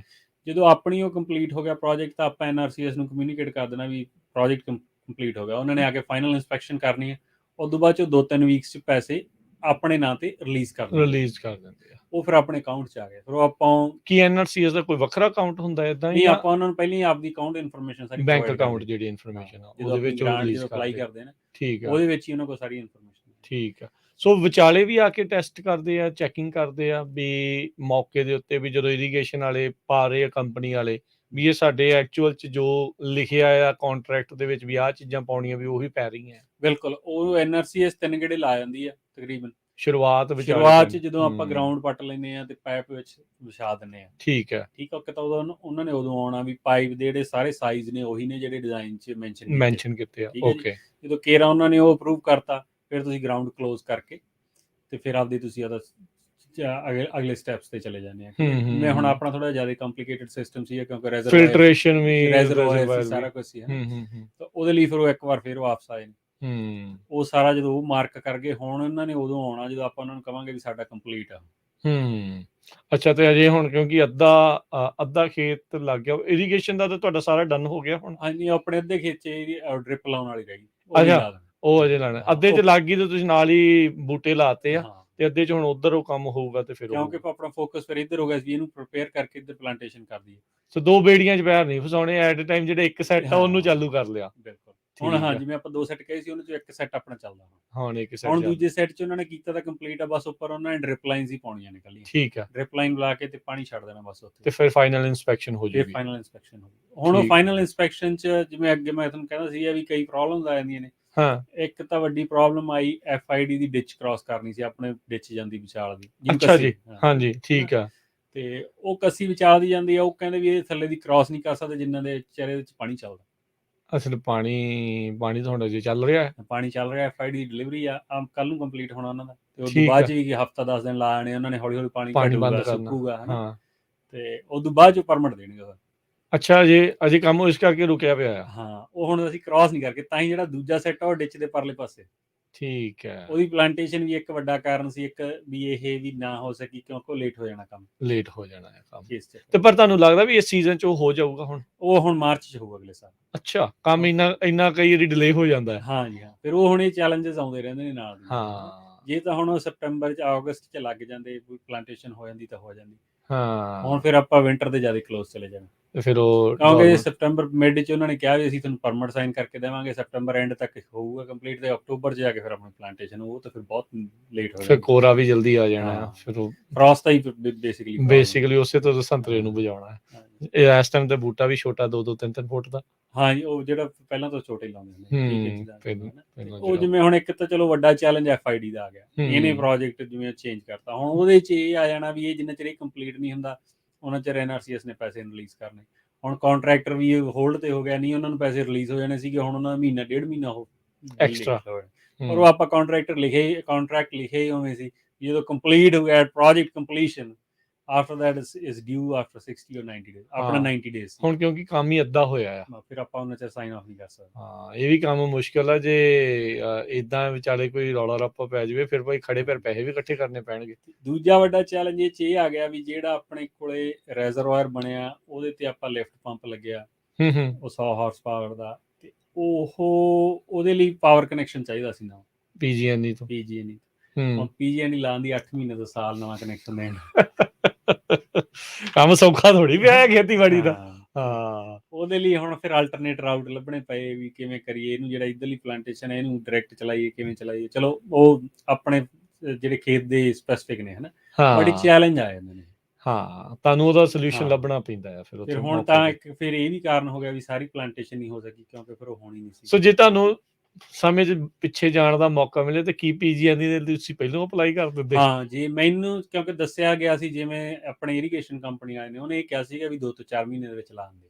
ਹਾਂ, ਬਿਜ਼ੀ ਆ ਨੇ ਹੁਣ। ਹਾਂ, ਪਰ ਜਦੋਂ ਹੁਣ PG&E ਨਾਲ ਗੱਲ ਕੀਤੀ, ਉਹ ਕਹਿੰਦੇ ਵੀ 4 ਮਹੀਨੇ ਦਾ ਤੁਹਾਡਾ ਨੰਬਰ ਆਊ, ਦੱਸਾਂਗੇ ਤੁਹਾਨੂੰ ਵੀ ਅਸੀਂ ਤੁਹਾਡਾ ਲੱਗਣਾ ਕੀ ਹੈ, ਕਿੰਨੀ ਪਾਵਰ ਚਾਹੀਦੀ, ਕਿੰਨੇ ਕਿਲੋਵਾਟ ਆਵਰ ਵਾਲਾ ਜਿਹੜਾ ਲਾਉਣਾ। ਅੱਛਾ, ਹੁਣ ਅਰਸ਼ ਇੱਥੇ ਹੁਣ ਜਿੱਦਾਂ ਇਹ ਮਾਰਚ ਦੇ ਵਿੱਚ ਜਾ ਪਈ ਹੈ ਗੱਲ ਅੱਗੇ, ਤੇ ਹੁਣ ਇਦਾਂ ਦੀ ਵਿੱਚ ਕੋਈ ਚੀਜ਼ ਨਹੀਂ ਹੋਊਗੀ ਜਿਹੜੀ ਇਨਫਲੇਸ਼ਨ ਦੇ ਨਾਲ ਮਹਿੰਗੀ ਜਿਹੜੀ ਹੋ ਜਾਊਗੀ, ਤੇ ਫਿਰ ਉਹ ਗ੍ਰਾਂਟ ਦੇ ਉੱਤੇ ਫਿਰ ਦੁਬਾਰਾ ਅਸਰ ਪਾਊ ਕਿ ਉਹ ਸਮਾਨ ਆਪਾਂ ਲਾ ਲੈਣਾ ਹੈ ਪਹਿਲਾਂ ਹੀ? ਆਪਣਾ ਹੁਣ ਸਮਾਨ ਤਾਂ ਲੱਗ ਚੁੱਕਿਆ। ਠੀਕ ਆ, ਆਪਾਂ ਜਦੋਂ ਕੰਟਰੈਕਟ ਸਾਈਨ ਕੀਤਾ ਉਹ ਪ੍ਰਾਈਸ ਵੀ ਫਿਕਸ ਹੀ ਹੋ ਗਿਆ ਸੀ। ਠੀਕ ਆ, ਉਹਨਾਂ ਨੇ ਜਿਹੜਾ ਮਟੀਰੀਅਲ ਜਦੀ ਆਰਡਰ ਕਰਤਾ ਸੀ ਅਸਲ 'ਚ ਕਰਦੇ ਵੀ ਐਵੇਂ ਹੀ ਹੁੰਦੇ, ਜਿੱਦਾਂ ਕੰਟਰੈਕਟ ਆਇਆ ਉਦਾਂ ਮਟੀਰੀਅਲ ਆਪਣਾ ਕੰਟਰੈਕਟ ਸਾਈਨ ਕੀਤਾ, ਉਦੋਂ ਨੈਕਸਟ ਡੇ ਉਹਨਾਂ ਨੇ ਬਿੱਲ ਆਫ ਮਟੀਰੀਅਲ ਚੱਕਿਆ ਤੇ ਉਹ ਸਾਰਾ ਆਰਡਰ ਕਰਤਾ।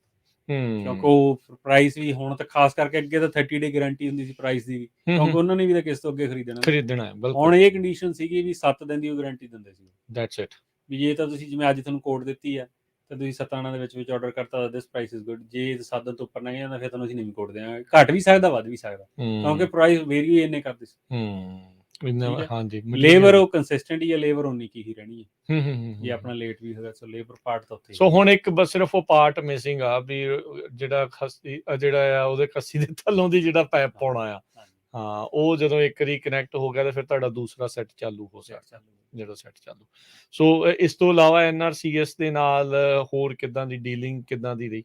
NRCS ਨਾਲ ਡੀਲਿੰਗ ਤਾਂ ਬਹੁਤ ਈਜ਼ੀ ਸੀ। ਸੋ ਇਹ ਜਿਹੜੇ ਫਾਰਮ ਭਰਨ ਦੇ ਵਿੱਚ ਉਹ ਖੁਦ ਮਦਦ ਕਰਦੇ, ਆਪ ਭਰਨਾ ਪੈਂਦਾ, ਕੰਪਲਿਕੇਟਡ ਆ ਜਾਂ ਬੜੀ ਈਜ਼ੀ? ਉਹ ਹੈਲਪ ਕਰ ਦਿੰਦੇ ਸਾਰੇ। ਠੀਕ ਆ, ਜਿਹੜਾ ਵੀ ਤੁਹਾਡਾ ਉੱਥੇ ਆਫੀਸਰ ਤੁਹਾਨੂੰ ਅਸਾਈਨ ਹੋਇਆ ਹੁੰਦਾ ਨਾ, ਤੇ ਉਹ ਸਾਰੀ ਹੈਲਪ ਕਰ ਦਿੰਦੇ ਤੁਹਾਨੂੰ। ਠੀਕ ਹੈ, ਜੇ ਤੁਹਾਨੂੰ ਨਹੀਂ ਵੀ ਪਤਾ ਲੱਗਦਾ ਤਾਂ ਤੁਸੀਂ ਲੈ ਜਾਓ, ਜਿੰਨੀ ਐਪਲੀਕੇਸ਼ਨ ਭਰ ਕੇ, ਜਿਵੇਂ ਮੈਂ ਭਰੀ ਸੀ, ਜਿਹੜੀਆਂ ਚੀਜ਼ਾਂ ਨਹੀਂ ਪਤਾ ਲੱਗੀਆਂ, ਜਿੰਨੀਆਂ ਪਤਾ ਸੀ ਉਹ ਭਰ ਕੇ ਲੈ ਗਏ, ਬਾਕੀ ਨਾਲ ਲੈ ਗਏ। ਸੋ ਉਹਨਾਂ ਨੇ ਫਿਰ ਹੈਲਪ ਕਰਕੇ ਉੱਥੇ ਕੰਪਲੀਟ ਕਰਾ ਲਈ। ਇੱਕ NRCS ਹੋ ਗਿਆ, ਇੱਕ PG&E ਹੋ ਗਿਆ, ਹੋਰ ਕਿਹੜੇ ਮਹਿਕਮਿਆਂ ਦੇ ਨਾਲ ਤੁਹਾਨੂੰ ਜਾਣਾ ਪੈਂਦਾ ਜਦੋਂ ਕੋਈ ਇਦਾਂ ਨਵਾਂ ਬਾਗ ਜਾਂ ਨਵਾਂ ਖੇਤ ਤੁਸੀਂ ਸ਼ੁਰੂ ਕਰਨ ਲੱਗੇ? ਇਰੀਗੇਸ਼ਨ ਡਿਸਟ੍ਰਿਕਟ ਆ ਜਾਂਦਾ, FID ਜਿੱਦਾਂ ਤੁਹਾਡੀ ਹੈਗੀ ਆ, ਤੇ ਆਪਾਂ ਨੂੰ 2 ਲੱਗਦੇ, ਸੋ ਆਪਣੇ ਦੋਨੇ ਇਰੀਗੇਸ਼ਨ ਡਿਸਟ੍ਰਿਕਟ ਨਾਲ ਡੀਲਿੰਗ ਸ਼ੁਰੂ ਹੋ ਗਈ ਸੀ ਫਿਰ। ਠੀਕ ਹੈ, ਤੇ ਫਿਰ ਬਾਕੀ ਆ ਜਾਂਦਾ ਜਿਵੇਂ ਵੀ ਤੁਸੀਂ ਨਰਸਰੀਜ਼ ਆ ਜਾਂਦੀਆਂ, ਲਾਉਣਾ ਕੀ ਆ ਉੱਥੇ, ਇਹ ਚੈਲੰਜ ਹੋ ਜਾਂਦਾ। ਨਰਸਰੀਜ਼ ਆ ਗਈਆਂ, ਫਿਰ ਜਿਹੜੀ ਤੁਹਾਡੀ ਸੋਇਲ ਵਾਲੇ ਆ ਜਾਂਦੇ ਆ, ਸੋਇਲ ਲੈਬਸ ਵਗੈਰਾ ਵੀ, ਸੋਇਲ ਦੀ ਟੈਸਟਿੰਗ ਵਾਲੇ, ਸੋਇਲ ਕੀ ਇਹਦੀ ਕਰੰਟ ਕੰਡੀਸ਼ਨ ਕੀ ਆ, ਜਿਵੇਂ ਆਪਣੀ ਸੀਗੀ ਪ੍ਰੋਬਲਮ ਸੀ pH ਲੋ ਸੀਗੀ, ਉਹਦੇ ਨਾਲ ਫਿਰ ਜਿਹੜਾ ਉਹ ਅਗਲਾ ਵੱਡਾ ਪਲੇਅਰ ਜਿਹਨੂੰ ਆਪਾਂ ਕਹਿੰਦੇ PCA ਆ ਜਾਂਦੇ ਨੇ, ਜਿਹੜਾ ਆਪਣੇ ਕ੍ਰੌਪ ਐਡਵਾਈਜ਼ਰ ਨੇ ਹਨਾ, ਤੇ ਉਹ ਜਿਹੜੀ ਕੰਪਨੀ ਆਪਾਂ ਨੂੰ ਸਪਲਾਈ ਕਰੂਗੀ, ਤੇ ਆਪਣੇ ਕੈਮੀਕਲ ਵਾਲੇ, ਫਰਟੀਲਾਈਜ਼ਰ ਵਾਲੇ, ਸੋ ਕਾਫੀ ਮਹਿਕਮਿਆਂ ਦੇ ਨਾਲ ਪੈਰਲਲ ਚੱਲਣਾ ਪੈਂਦਾ। ਠੀਕ ਆ, ਐਗ ਕਮਿਸ਼ਨਰ ਦਾ ਵੀ ਕੰਮ ਹੁੰਦਾ ਇਹਦੇ ਵਿੱਚ? ਐਗ ਕਮਿਸ਼ਨਰ ਦਾ ਕੰਮ ਆਊਗਾ ਜੀ ਜਦੋਂ ਤੁਸੀਂ ਜਿਹੜੀ ਕੋਈ ਅਪਰੂਵਲਸ ਵਗੈਰਾ ਲੈਣੀ ਹੈ, ਜਿਵੇਂ ਆਪਾਂ ਹੁਣ ਸਿਟਰਸ ਪਲਾਂਟ ਕਰਨਾ ਤਾਂ ਉਹਦੇ ਲਈ ਉਹ ACP ਨੰਬਰ ਵਗੈਰਾ ਸਾਰੇ ਉਹ ਐਗ ਕਮਿਸ਼ਨਰ ਨੇ ਆਫਿਸ 'ਚ ਹੀ ਹੋਣੇ। ਇਹ ਇੱਕ ਵੱਖਰਾ ਮਹਿਕਮਾ ਹੈ? ਇਹ ਐਗ ਕਮਿਸ਼ਨਰ ਵੱਖਰਾ ਜੀ। ਠੀਕ ਆ, ਇਹ ਵੀ ਕਾਉਂਟੀ ਦਾ ਹੁੰਦਾ ਹੈ? ਕਾਉਂਟੀ ਦਾ। ਠੀਕ ਆ, ਠੀਕ ਆ। ਸੋ ਮਤਲਬ ਕਾਫੀ ਥਾਵਾਂ ਦੇ ਉੱਤੇ ਨਾਲ ਪੈਰਲਲ ਜਿਹੜਾ ਉਹ ਚੱਲਣਾ ਪੈਂਦਾ ਆ। ਸੋ ਕਈ ਵਾਰੀ ਨਾ ਬੰਦਾ ਸੋਚ ਲੈਂਦਾ ਵੀ ਚੱਲ ਖੇਤ ਲੈ ਕੇ ਤੇ ਵਾਹੀ ਕਰਾਂਗੇ ਤੇ ਆਪਾਂ ਸਾਰਾ ਕੁਝ ਕਰਾਂਗੇ। ਸ਼ੁਰੂਆਤੀ ਦੌਰ ਦੇ ਵਿੱਚ ਤੁਹਾਨੂੰ ਇਹ ਸਾਰੀਆਂ ਚੀਜ਼ਾਂ ਇਹਨਾਂ ਮਹਿਕਮਿਆਂ ਦੇ ਨਾਲ ਜਿਹੜਾ ਤੁਹਾਨੂੰ ਡੀਲ ਕਰਨਾ ਪੈਂਦਾ ਹੈ। ਹਾਂਜੀ ਜੀ ਠੀਕ ਹੈ। ਸੋ ਤੁਹਾਡਾ ਹੁਣ ਤਕਰੀਬਨ ਸਾਰਾ ਕੁਝ ਹੋ ਗਿਆ, ਹੁਣ ਸਿਰਫ ਇੱਕ ਚੀਜ਼ ਜਿਹੜੀ ਮਿਸਿੰਗ ਹੈ ਵਿੱਚ, ਇੱਕ ਜਿਹੜਾ ਇੱਕ ਹੋਰ ਬੜੇ ਉਹ ਬੈਂਕ ਜਿਹਨੇ ਪੈਸੇ ਦੇਣੇ ਆ, ਲੋਨ ਵਾਲੇ ਆ। ਉਹ ਵੀ ਸਹੀ ਕਾਫੀ ਗੱਲ। ਵੱਡਾ ਉਹਨਾਂ ਦਾ ਰੋਲ ਹੋ ਜਾਂਦਾ, ਕਿਉਂਕਿ ਜਦੋਂ ਲੈਂਡ ਲਈ ਚਲੋ ਤਾਂ ਮਾਰਗੇਜ ਹੋ ਗਈ ਹੈ ਨਾ, ਹੁਣ ਲੈਂਡ ਨੂੰ ਡਿਵੈਲਪ ਕਰਨ ਨੂੰ ਵੀ ਪੈਸੇ ਚਾਹੀਦੇ, ਉਹਦੇ ਲਈ ਫਿਰ ਉਹ ਡਿਵੈਲਪਮੈਂਟ ਲੋਨਸ ਦਿੰਦੇ ਆ। ਜਿਹੜੀ FSA ਆ ਉਹਦੇ ਨਾਲ FSA ਬੈਕਡ ਲੋਨ ਵੀ ਹੁੰਦੇ ਨੇ। ਠੀਕ ਆ। ਜਿਹੜੀਆਂ ਡਾਇਰੈਕਟ ਜਿਹੜੀਆਂ ਐਗ ਲੋਨ ਕਰਦੀਆਂ ਨੇ ਬੈਂਕਸ, ਉਹ ਤੁਹਾਨੂੰ ਡਾਇਰੈਕਟ ਫੰਡਿੰਗ ਵੀ ਕਰ ਦਿੰਦੀਆਂ ਨੇ ਡਿਵੈਲਪਮੈਂਟ ਲੋਨਸ। ਠੀਕ ਆ ਠੀਕ ਆ। ਤੇ ਯੂਜੂਲੀ ਇਹ ਰੂਲ ਆਫ ਥੰਬ ਮੰਨਿਆ ਜਾਂਦਾ ਵੀ ਜਿੰਨੀ ਮਾਰਗੇਜ ਰੇਟਸ ਚੱਲ ਰਹੇ ਆ ਘਰਾਂ ਦੇ +1। ਹਾਂ, ਉਹ ਜਿਹੜੇ ਉਹ ਡਿਵੈਲਪਮੈਂਟ ਲੋਨਸ ਤਾਂ ਉੱਥੇ ਕੀ ਆ ਜਾਂਦੇ ਨੇ, ਪਰ ਉਹ ਡਿਵੈਲਪਮੈਂਟ ਲੋਨਸ ਦਾ ਵੀ ਅੱਡ ਕੰਡੀਸ਼ਨਸ ਨੇ। ਜਿਵੇਂ ਕਈ ਚੀਜ਼ਾਂ ਸਾਨੂੰ ਵੀ ਬਾਅਦ ਵਿੱਚ ਪਤਾ ਲੱਗੀਆਂ। ਇੱਕ ਵੱਡੀ ਚੀਜ਼ ਤਾਂ ਇਹ ਬਾਅਦ ਚ ਲੱਗੀ ਵੀ ਬਹੁਤ ਸਾਰੀਆਂ ਬੈਂਕਾਂ ਇਹੋ ਜਿਹੀਆਂ ਜਿਹੜੀਆਂ ਐਗ ਲੋਨ ਤਾਂ ਕਰ ਦਿੰਦੀਆਂ ਮਾਰਗੇਜ ਲੋਨ, ਪਰ ਉਹ ਡਿਵੈਲਪਮੈਂਟ ਲੋਨਸ ਨਹੀਂ ਕਰਦੀਆਂ। ਅੱਛਾ, ਫਿਰ ਤੁਹਾਨੂੰ ਦੋ ਵੱਖਰੀਆਂ ਬੈਂਕਾਂ ਜਾਣਾ ਪਊ, ਵੱਖਰੀਆਂ ਬੈਂਕਾਂ ਹਨ। ਫਿਰ ਉਸ ਚ ਤੁਸੀਂ ਇਹ ਸਿਚੁਏਸ਼ਨ ਚ ਕਈ ਵਾਰ ਫਸ ਜਾਂਦੇ ਆ ਬਈ ਉਹ ਜਿਹੜੀ ਜਿਹਨੇ ਡਿਵੈਲਪਮੈਂਟ ਲੋਨ ਕਰਨਾ ਹੁੰਦਾ, ਉਹ ਕਹਿੰਦੀ ਵੀ ਸਾਡੀ ਫਸਟ ਲੀਨ ਹੋਵੇ ਲੋਨ ਤੇ, ਵੱਡੀ ਮੇਨ ਮਾਰਗੇਜ ਤੇ ਵੀ ਅਸੀਂ ਹੋਈਏ। ਹਾਂ, ਵੀ ਇਹ ਨਾ ਨਹੀਂ ਕਰ ਸਕਦੇ, ਨਾ ਕਰ ਸਕਦੇ ਆ, ਇਹ ਸਪੈਸੀਫਿਕ ਰੀਜ਼ਨ ਤੇ ਉਹ ਡਿਨਾਈ ਕਰ ਸਕਦੇ ਆ।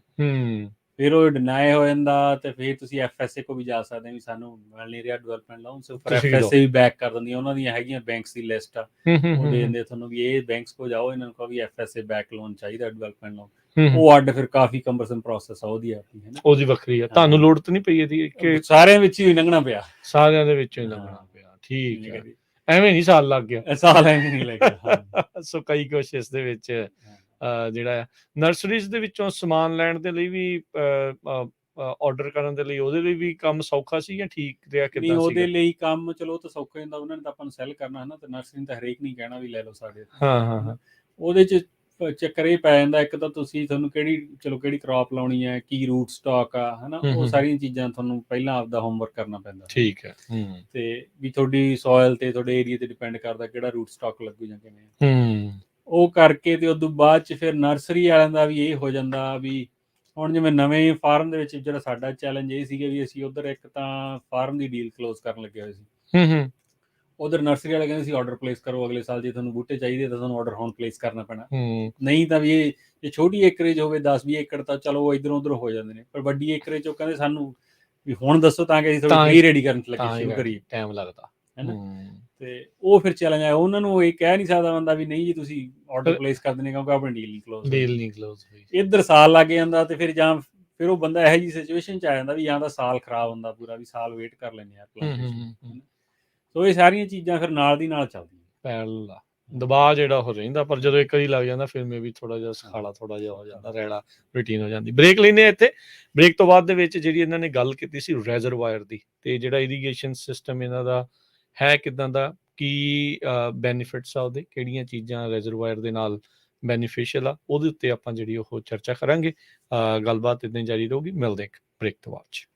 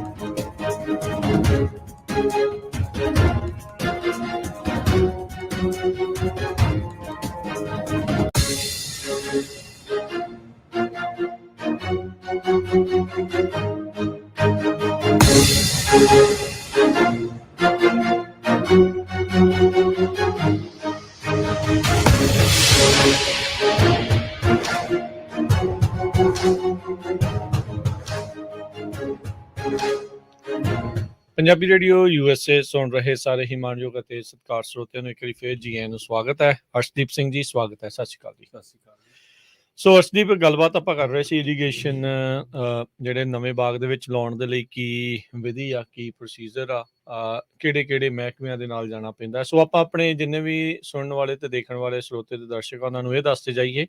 ਇਸ ਦੇ ਉੱਤੇ ਵਿਸ਼ੇਸ਼ ਅਸੀਂ ਇੱਕ ਐਪੀਸੋਡ ਵੀਡੀਓ ਐਪੀਸੋਡ ਇਹਨਾਂ ਦੇ ਖੇਤ ਦੇ ਵਿੱਚ ਜਾ ਕੇ ਉਹ ਵੀ ਦਿਖਾਇਆ ਆ, ਪੂਰਾ ਇਰੀਗੇਸ਼ਨ ਦਾ ਸਿਸਟਮ ਕਿੱਦਾਂ ਦਾ ਆ, ਕਿਵੇਂ ਆ, ਉਸ ਨੂੰ ਜਿਹੜਾ ਇਸ ਦੇ ਵਿੱਚ ਉਹ ਐਕਸਪਲੇਨ ਕੀਤਾ ਹੈ। ਅਤੇ NRCS ਤੋਂ ਦਇਆਦੀਪਕ ਸਿੰਘ ਹੋਣਾ ਨੇ ਉਸਨੂੰ ਬਹੁਤ ਬਖੂਬੀ ਐਕਸਪਲੇਨ ਕੀਤਾ ਹੈ, ਕਿਹੜੀਆਂ ਚੀਜ਼ਾਂ ਦੇ ਲਈ NRCS ਗ੍ਰਾਂਟ ਦਿੰਦੀ ਆ, ਕਿੱਦਾਂ ਆ, ਕਿਵੇਂ ਆ, ਉਹ ਸਾਰਾ ਉਹਨਾਂ ਨੇ ਬਹੁਤ ਸੋਹਣਾ ਉਸ ਦੇ ਵਿੱਚ ਐਕਸਪਲੇਨ ਕੀਤਾ ਹੈ।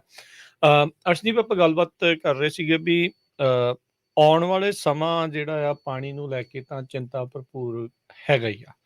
ਦੇਖ ਰਹੇ ਹਾਂ ਵੀ ਆਪਾਂ ਸੋਕੇ ਚੋਂ ਲੰਘ ਰਹੇ ਹਾਂ, ਕਈ ਥਾਵਾਂ ਦੇ ਉੱਤੇ ਕਲਾਈਮੇਟ ਚੇਂਜ ਦਾ ਜਿਹੜਾ ਅਸਰ ਆ ਵੀ ਹੜ੍ਹ ਵੀ ਜਿਹੜੇ ਉਹ ਆ ਰਹੇ ਨੇ। ਸੋ ਰਾਈਟ ਨਾਓ ਜਿਹੜੇ ਇੱਥੇ ਇਹ ਪਾਣੀ ਘੱਟ ਵਰਤਿਆ ਜਾਵੇ, ਪੈਦਾਵਾਰ ਉਨੀ ਰਵੇ ਜਾਂ ਵਧੇ, ਉਸ ਦੇ ਲਈ ਇਹ ਉਪਰਾਲੇ ਆ। ਅਤੇ ਜਿੱਦਾਂ ਫਲੱਡ ਇਰੀਗੇਸ਼ਨ ਤੋਂ ਡ੍ਰਿਪ ਵੱਲ ਨੂੰ ਜਾਣਾ, ਇਹ ਉਸ ਦੇ ਵਿੱਚ ਕਦਮ ਆ।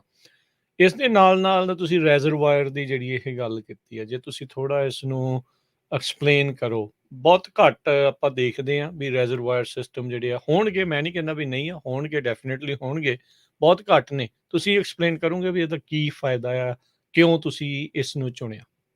ਦੇਖੋ, ਜਿਹੜਾ ਰੈਜ਼ਰਵਾਇਰ ਦਾ ਇੱਕ ਤਾਂ ਫੰਕਸ਼ਨ ਇਹ ਆ ਵੀ ਇਹ ਨਾ ਤੁਹਾਨੂੰ ਜ਼ਿਆਦਾ ਐਫੀਸ਼ੀਐਂਟ ਵੇ ਜਿਹੜਾ ਵਾਟਰ ਡਿਸਟ੍ਰੀਬਿਊਸ਼ਨ, ਹਾਂਜੀ, ਜਿਵੇਂ ਆਪਾਂ ਸਿੱਧੀ ਮੋਟਰ ਜਾ ਕੇ ਆਪਾਂ ਨੂੰ ਡ੍ਰਿਪ ਚਲਾ ਕੇ ਚਲਾਉਣੀ ਪੈਂਦੀ ਹੈ, ਤੇ ਬਾਈ ਚਾਂਸ ਉਹ ਮੋਟਰ ਫੇਲ ਹੋ ਜੇ, ਠੀਕ ਹੈ, ਤੇ ਉਹ ਫਿਰ ਤੁਸੀਂ ਉੱਥੇ ਖੜ ਜਾਂਦਾ ਕੰਮ। ਪਾਣੀ ਰੈਜ਼ਰਵਾਇਰ ਨਾਲ ਬਹੁਤ ਸਾਡਾ ਬਫਰ ਐਡ ਹੋ ਜਾਂਦਾ। ਠੀਕ ਹੈ, ਹੁਣ ਜਿਹੜਾ ਆਪਣਾ ਰੈਜ਼ਰਵਾਇਰ ਆ, ਜੇ ਤਾਂ ਉਹ ਜਿਵੇਂ ਪੀਕ ਡਿਜ਼ਾਈਨ ਉਹ ਕਰਦੇ ਨੇ ਵੀ ਪੀਕ ਤੇ ਜਿਹੜੀ ਪੀਕ ਡਿਮਾਂਡ ਆ, ਤੇ ਉਹਦੇ ਲਈ ਫੁੱਲ ਗਰਾਊਂਡ ਟਰੀਜ਼ ਲਈ ਘੱਟੋ ਘੱਟ 24 ਘੰਟੇ ਦਾ ਪਾਣੀ ਇੱਕ ਦਿਨ ਦਾ ਹੋਵੇ। ਅੱਛਾ, ਵੀ ਇੰਨਾ ਪਾਣੀ ਉਹ ਚ ਰਹਿ ਸਕਦਾ ਹੈ। ਹੁਣ 24 ਘੰਟੇ ਤਾਂ ਚਲਾਉਣਾ ਨਹੀਂ ਹੁੰਦਾ ਆਪਾਂ ਇੱਕ ਦਿਨ ਲਈ, ਹੈ ਨਾ, ਉਹ ਚ ਜੇ 8-10 ਘੰਟੇ ਜਿੰਨਾ ਚਲਾਉਣਾ ਉਸ ਹਿਸਾਬ ਨਾਲ ਮਤਲਬ 2-3 ਦਿਨ ਘੱਟ ਸਕਦਾ ਹੈ। ਜੇ ਹੁਣ ਆਪਣਾ ਸਿਸਟਮ ਬਾਕੀ ਸਾਰਾ ਡਾਊਨ ਹੈ ਕਿਸੇ ਕਾਰਨ, ਫਿਰ ਤੁਸੀਂ ਉਹਨੂੰ ਸਟ੍ਰੈਚ ਕਰਕੇ ਹਫ਼ਤਾ ਵੀ ਲਿਜਾ ਸਕਦੇ, ਵੀ ਥੋੜਾ ਐਟਲੀਸਟ ਦੇ ਫਿਰ ਤਾਂ ਬੰਦੇ ਨੂੰ ਪਤਾ ਹੀ ਲੱਗ ਜਾਂਦਾ ਨਾ ਪ੍ਰੋਬਲਮ। ਸੋ ਫਿਰ ਹਰੇਕ ਚੀਜ਼ ਤੁਸੀਂ ਉਵੇਂ ਕਰ ਲੈਣੇ ਐਡਜਸਟ। ਦੂਜਾ ਫੰਕਸ਼ਨ ਹੈ ਵੀ ਰੈਜ਼ਰਵਾਇਰ ਦਾ ਬਿੱਲ ਘਟ ਜਾਂਦੇ PG&E ਦੇ ਬਹੁਤ। ਆਪਣੇ ਸੀਗਾ ਵੀ ਜਿਵੇਂ ਹੁਣ ਆਪਾਂ ਜਿਹੜੇ ਰੈਜ਼ਰਵਾਇਰ ਤੇ VFD ਲਾਈ ਹੈ।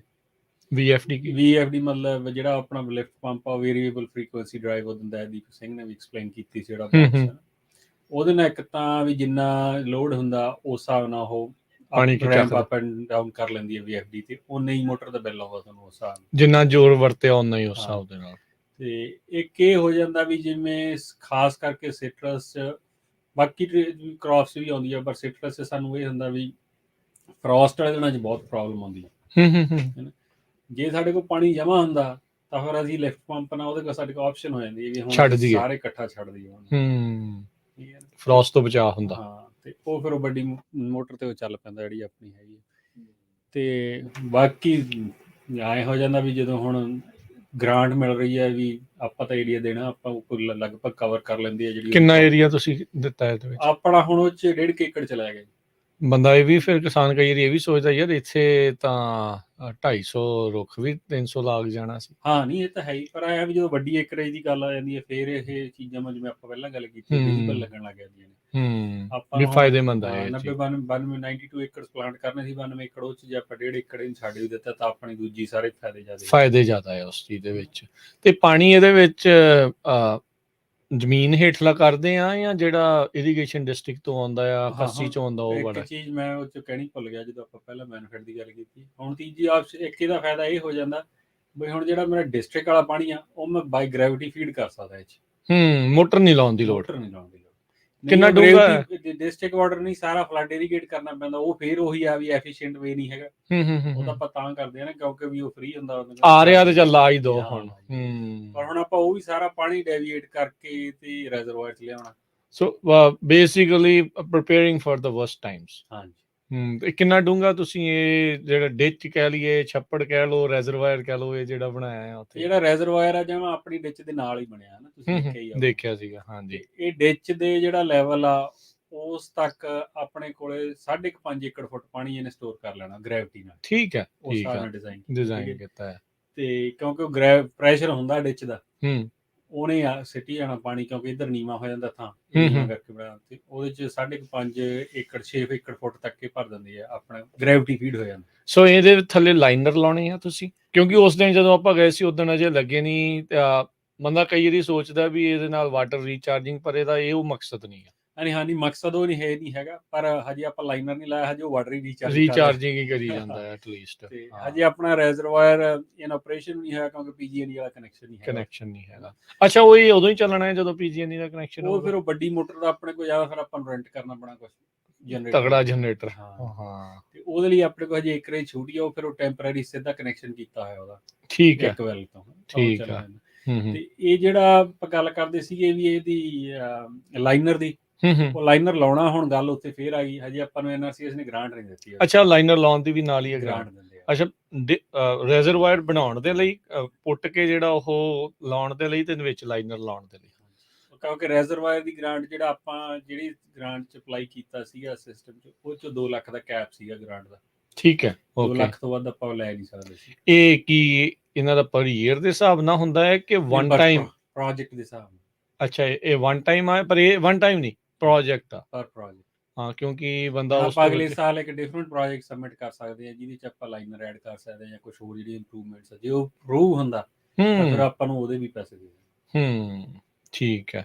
ਸੋ ਆਪਣੇ ਇੱਥੇ NRCS ਦੇ ਕੌਣ ਨੇ ਜਿਹੜੇ ਫ੍ਰੈਜ਼ਨੋ ਕਾਉਂਟੀ ਦੇ ਵਿੱਚ? ਜਿਹੜੀ ਫ੍ਰੈਜ਼ਨੋ ਕਾਉਂਟੀ ਆਫਿਸ ਦਾ ਦਯਦੀਪਕ ਸਿੰਘ ਹੈਗੇ, ਜੇ ਕਿਸੇ ਪੰਜਾਬੀ ਚ ਗੱਲ ਕਰਨੀ ਹੈ ਉਹਨਾਂ ਕਾਫੀ ਫਾਇਦਾ ਹੁੰਦਾ ਜਦੋਂ ਆਪਣਾ ਉੱਥੇ ਹੋਵੇ ਕੋਈ। ਨਹੀਂ, ਇਹ ਤਾਂ ਹੈ ਜੀ, ਇੱਕ ਬੰਦੇ ਦੀ ਪਰਸਨਲ ਅਟੈਚਮੈਂਟ ਹੋ ਜਾਂਦੀ ਹੈ, ਹੈਨਾ। ਤੇ ਬਾਕੀ ਖਾਲਸਾ ਜੀ ਦਾ ਆਪਦਾ ਸੁਭਾਅ ਬਹੁਤ ਵਧੀਆ, ਤੇ ਤੁਸੀਂ ਜਾਣਦੇ ਆ ਕਿਸੇ ਨੂੰ ਬਹੁਤ ਹੈਲਪਫੁਲ ਆ, ਚਲੋ ਆਪਣੇ ਨੇ ਵੀ, ਸਾਰਿਆਂ ਲਈ ਵੀ।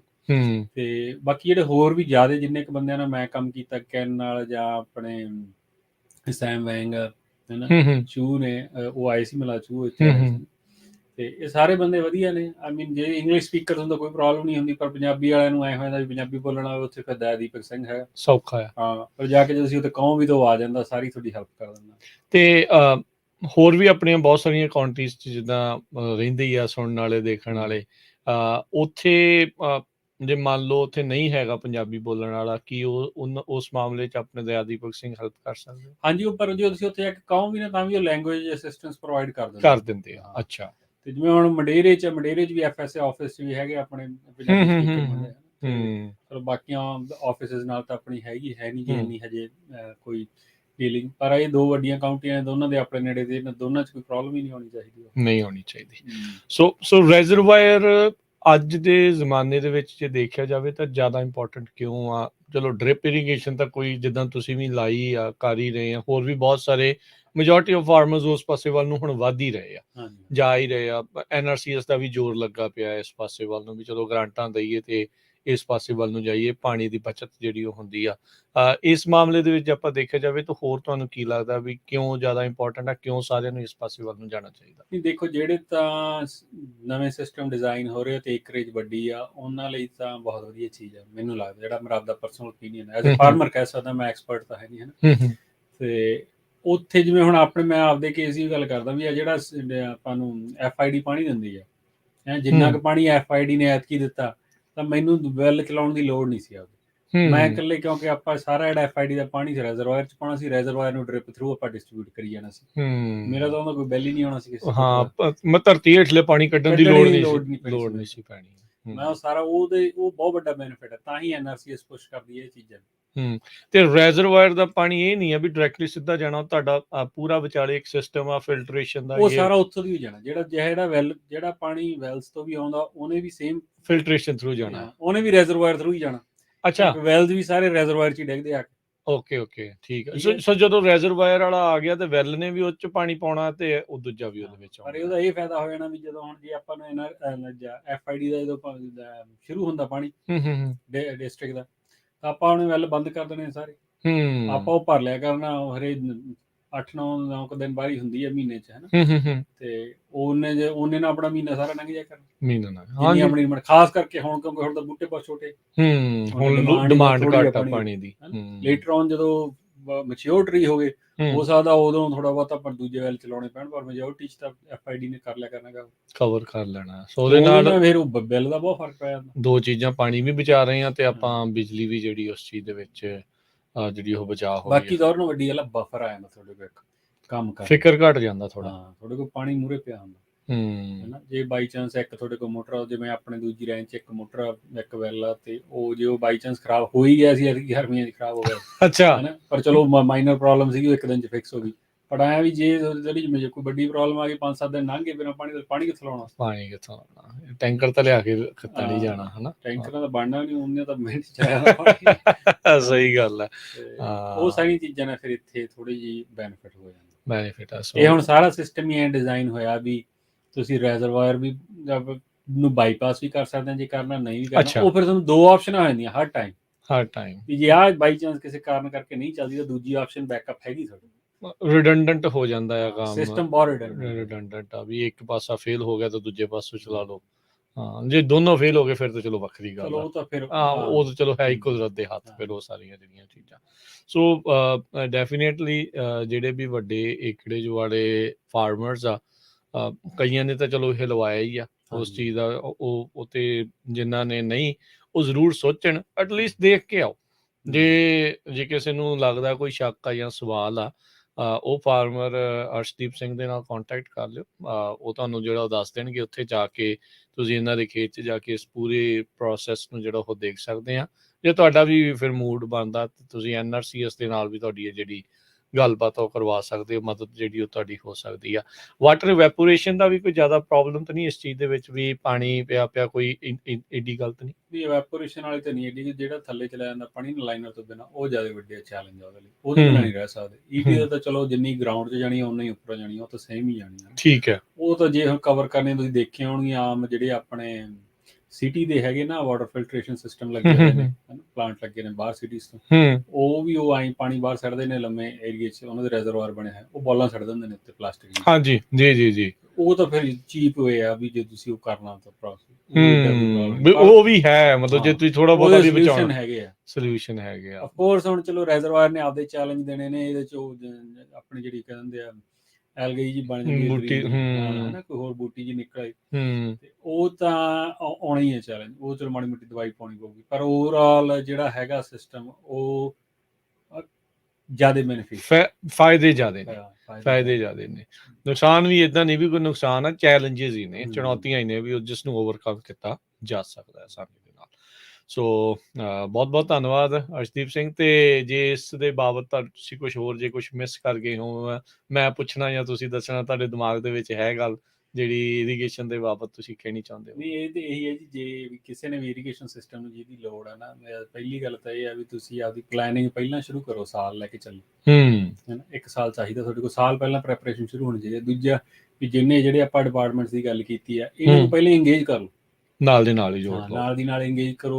NRCS ਕੋ ਜਾਓ, ਉਹਨਾਂ ਨੇ ਆਪਦਾ ਟਾਈਮ ਲੈਣਾ, ਉਹਨਾਂ ਨੇ ਆਪਣੇ ਲਈ ਛੇਤੀ ਨਹੀਂ ਕਰਨੀ, ਹੈ ਨਾ। ਫਿਰ ਐਵੇਂ ਕਹੀ ਜਾਣਾ ਵੀ NRCS ਨੇ ਗ੍ਰਾਂਟ ਨਹੀਂ ਅਪਰੂਵ ਕੀਤੀ ਟਾਈਮ ਸਰ, ਨਹੀਂ ਟਾਈਮ ਸਰ ਆਪਾਂ ਅਪਲਾਈ ਨਹੀਂ ਕੀਤੀ ਤਾਂ ਨਹੀਂ ਉਹਨਾਂ ਨੇ ਪੂਰੀ ਹੋਈ। ਸੋ ਉਹ ਜ਼ਿਆਦਾ ਕੇਸਿਸ ਤੇ ਹੀ ਹੁੰਦਾ। ਸੋ ਜੇ ਕਰਨਾ ਤਾਂ ਪਹਿਲਾਂ ਪ੍ਰੈਪਰੇਸ਼ਨ ਸ਼ੁਰੂ ਕਰ ਦਿਓ, ਤੇ ਜਿਹੜੇ ਦੂਜੀਆਂ ਆਪਸ਼ਨਸ ਐਕਸਪਲੋਰ ਕਰੋ ਜਿੰਨੀਆਂ ਵੀ ਕਰ ਸਕਦੇ ਆ ਆਪਾਂ, ਕਿਉਂਕਿ ਪਾਣੀ ਦੀ ਸਿਚੁਏਸ਼ਨ ਤਾਂ ਆਪਾਂ ਨੂੰ ਸਾਰਿਆਂ ਨੂੰ ਪਤਾ ਵੀ ਦਿਨੋਂ-ਦਿਨ ਖਰਾਬ ਹੀ ਹੋਣੀ ਹੈ, ਇਹ ਕੋਈ ਜ਼ਿਆਦਾ ਬੈਟਰ ਨਹੀਂ ਹੋਣ ਵਾਲੀ। ਸੋ ਜਿੰਨਾ ਆਪਾਂ ਜ਼ਿਆਦਾ ਐਫੀਸ਼ੀਐਂਟ ਹੋਵਾਂਗੇ, ਰਿਡੰਡੈਂਟ ਸਿਸਟਮ ਹੋਣਗੇ, ਉਨਾ ਹੀ ਆਪਣੇ ਲਈ ਲੌਂਗ ਰਨ ਲਈ ਜੋ ਚੰਗੀਆਂ ਗੱਲਾਂ। ਠੀਕ ਹੈ, ਚਲੋ ਥੈਂਕ ਯੂ ਅਰਸ਼ਦੀਪ ਸਿੰਘ, ਮਿਹਰਬਾਨੀ ਜੀ। ਮਿਲਦੇ ਆ ਫਿਰ ਅਗਲੀ ਵਾਰ। ਸਤਿ ਸ਼੍ਰੀ ਅਕਾਲ।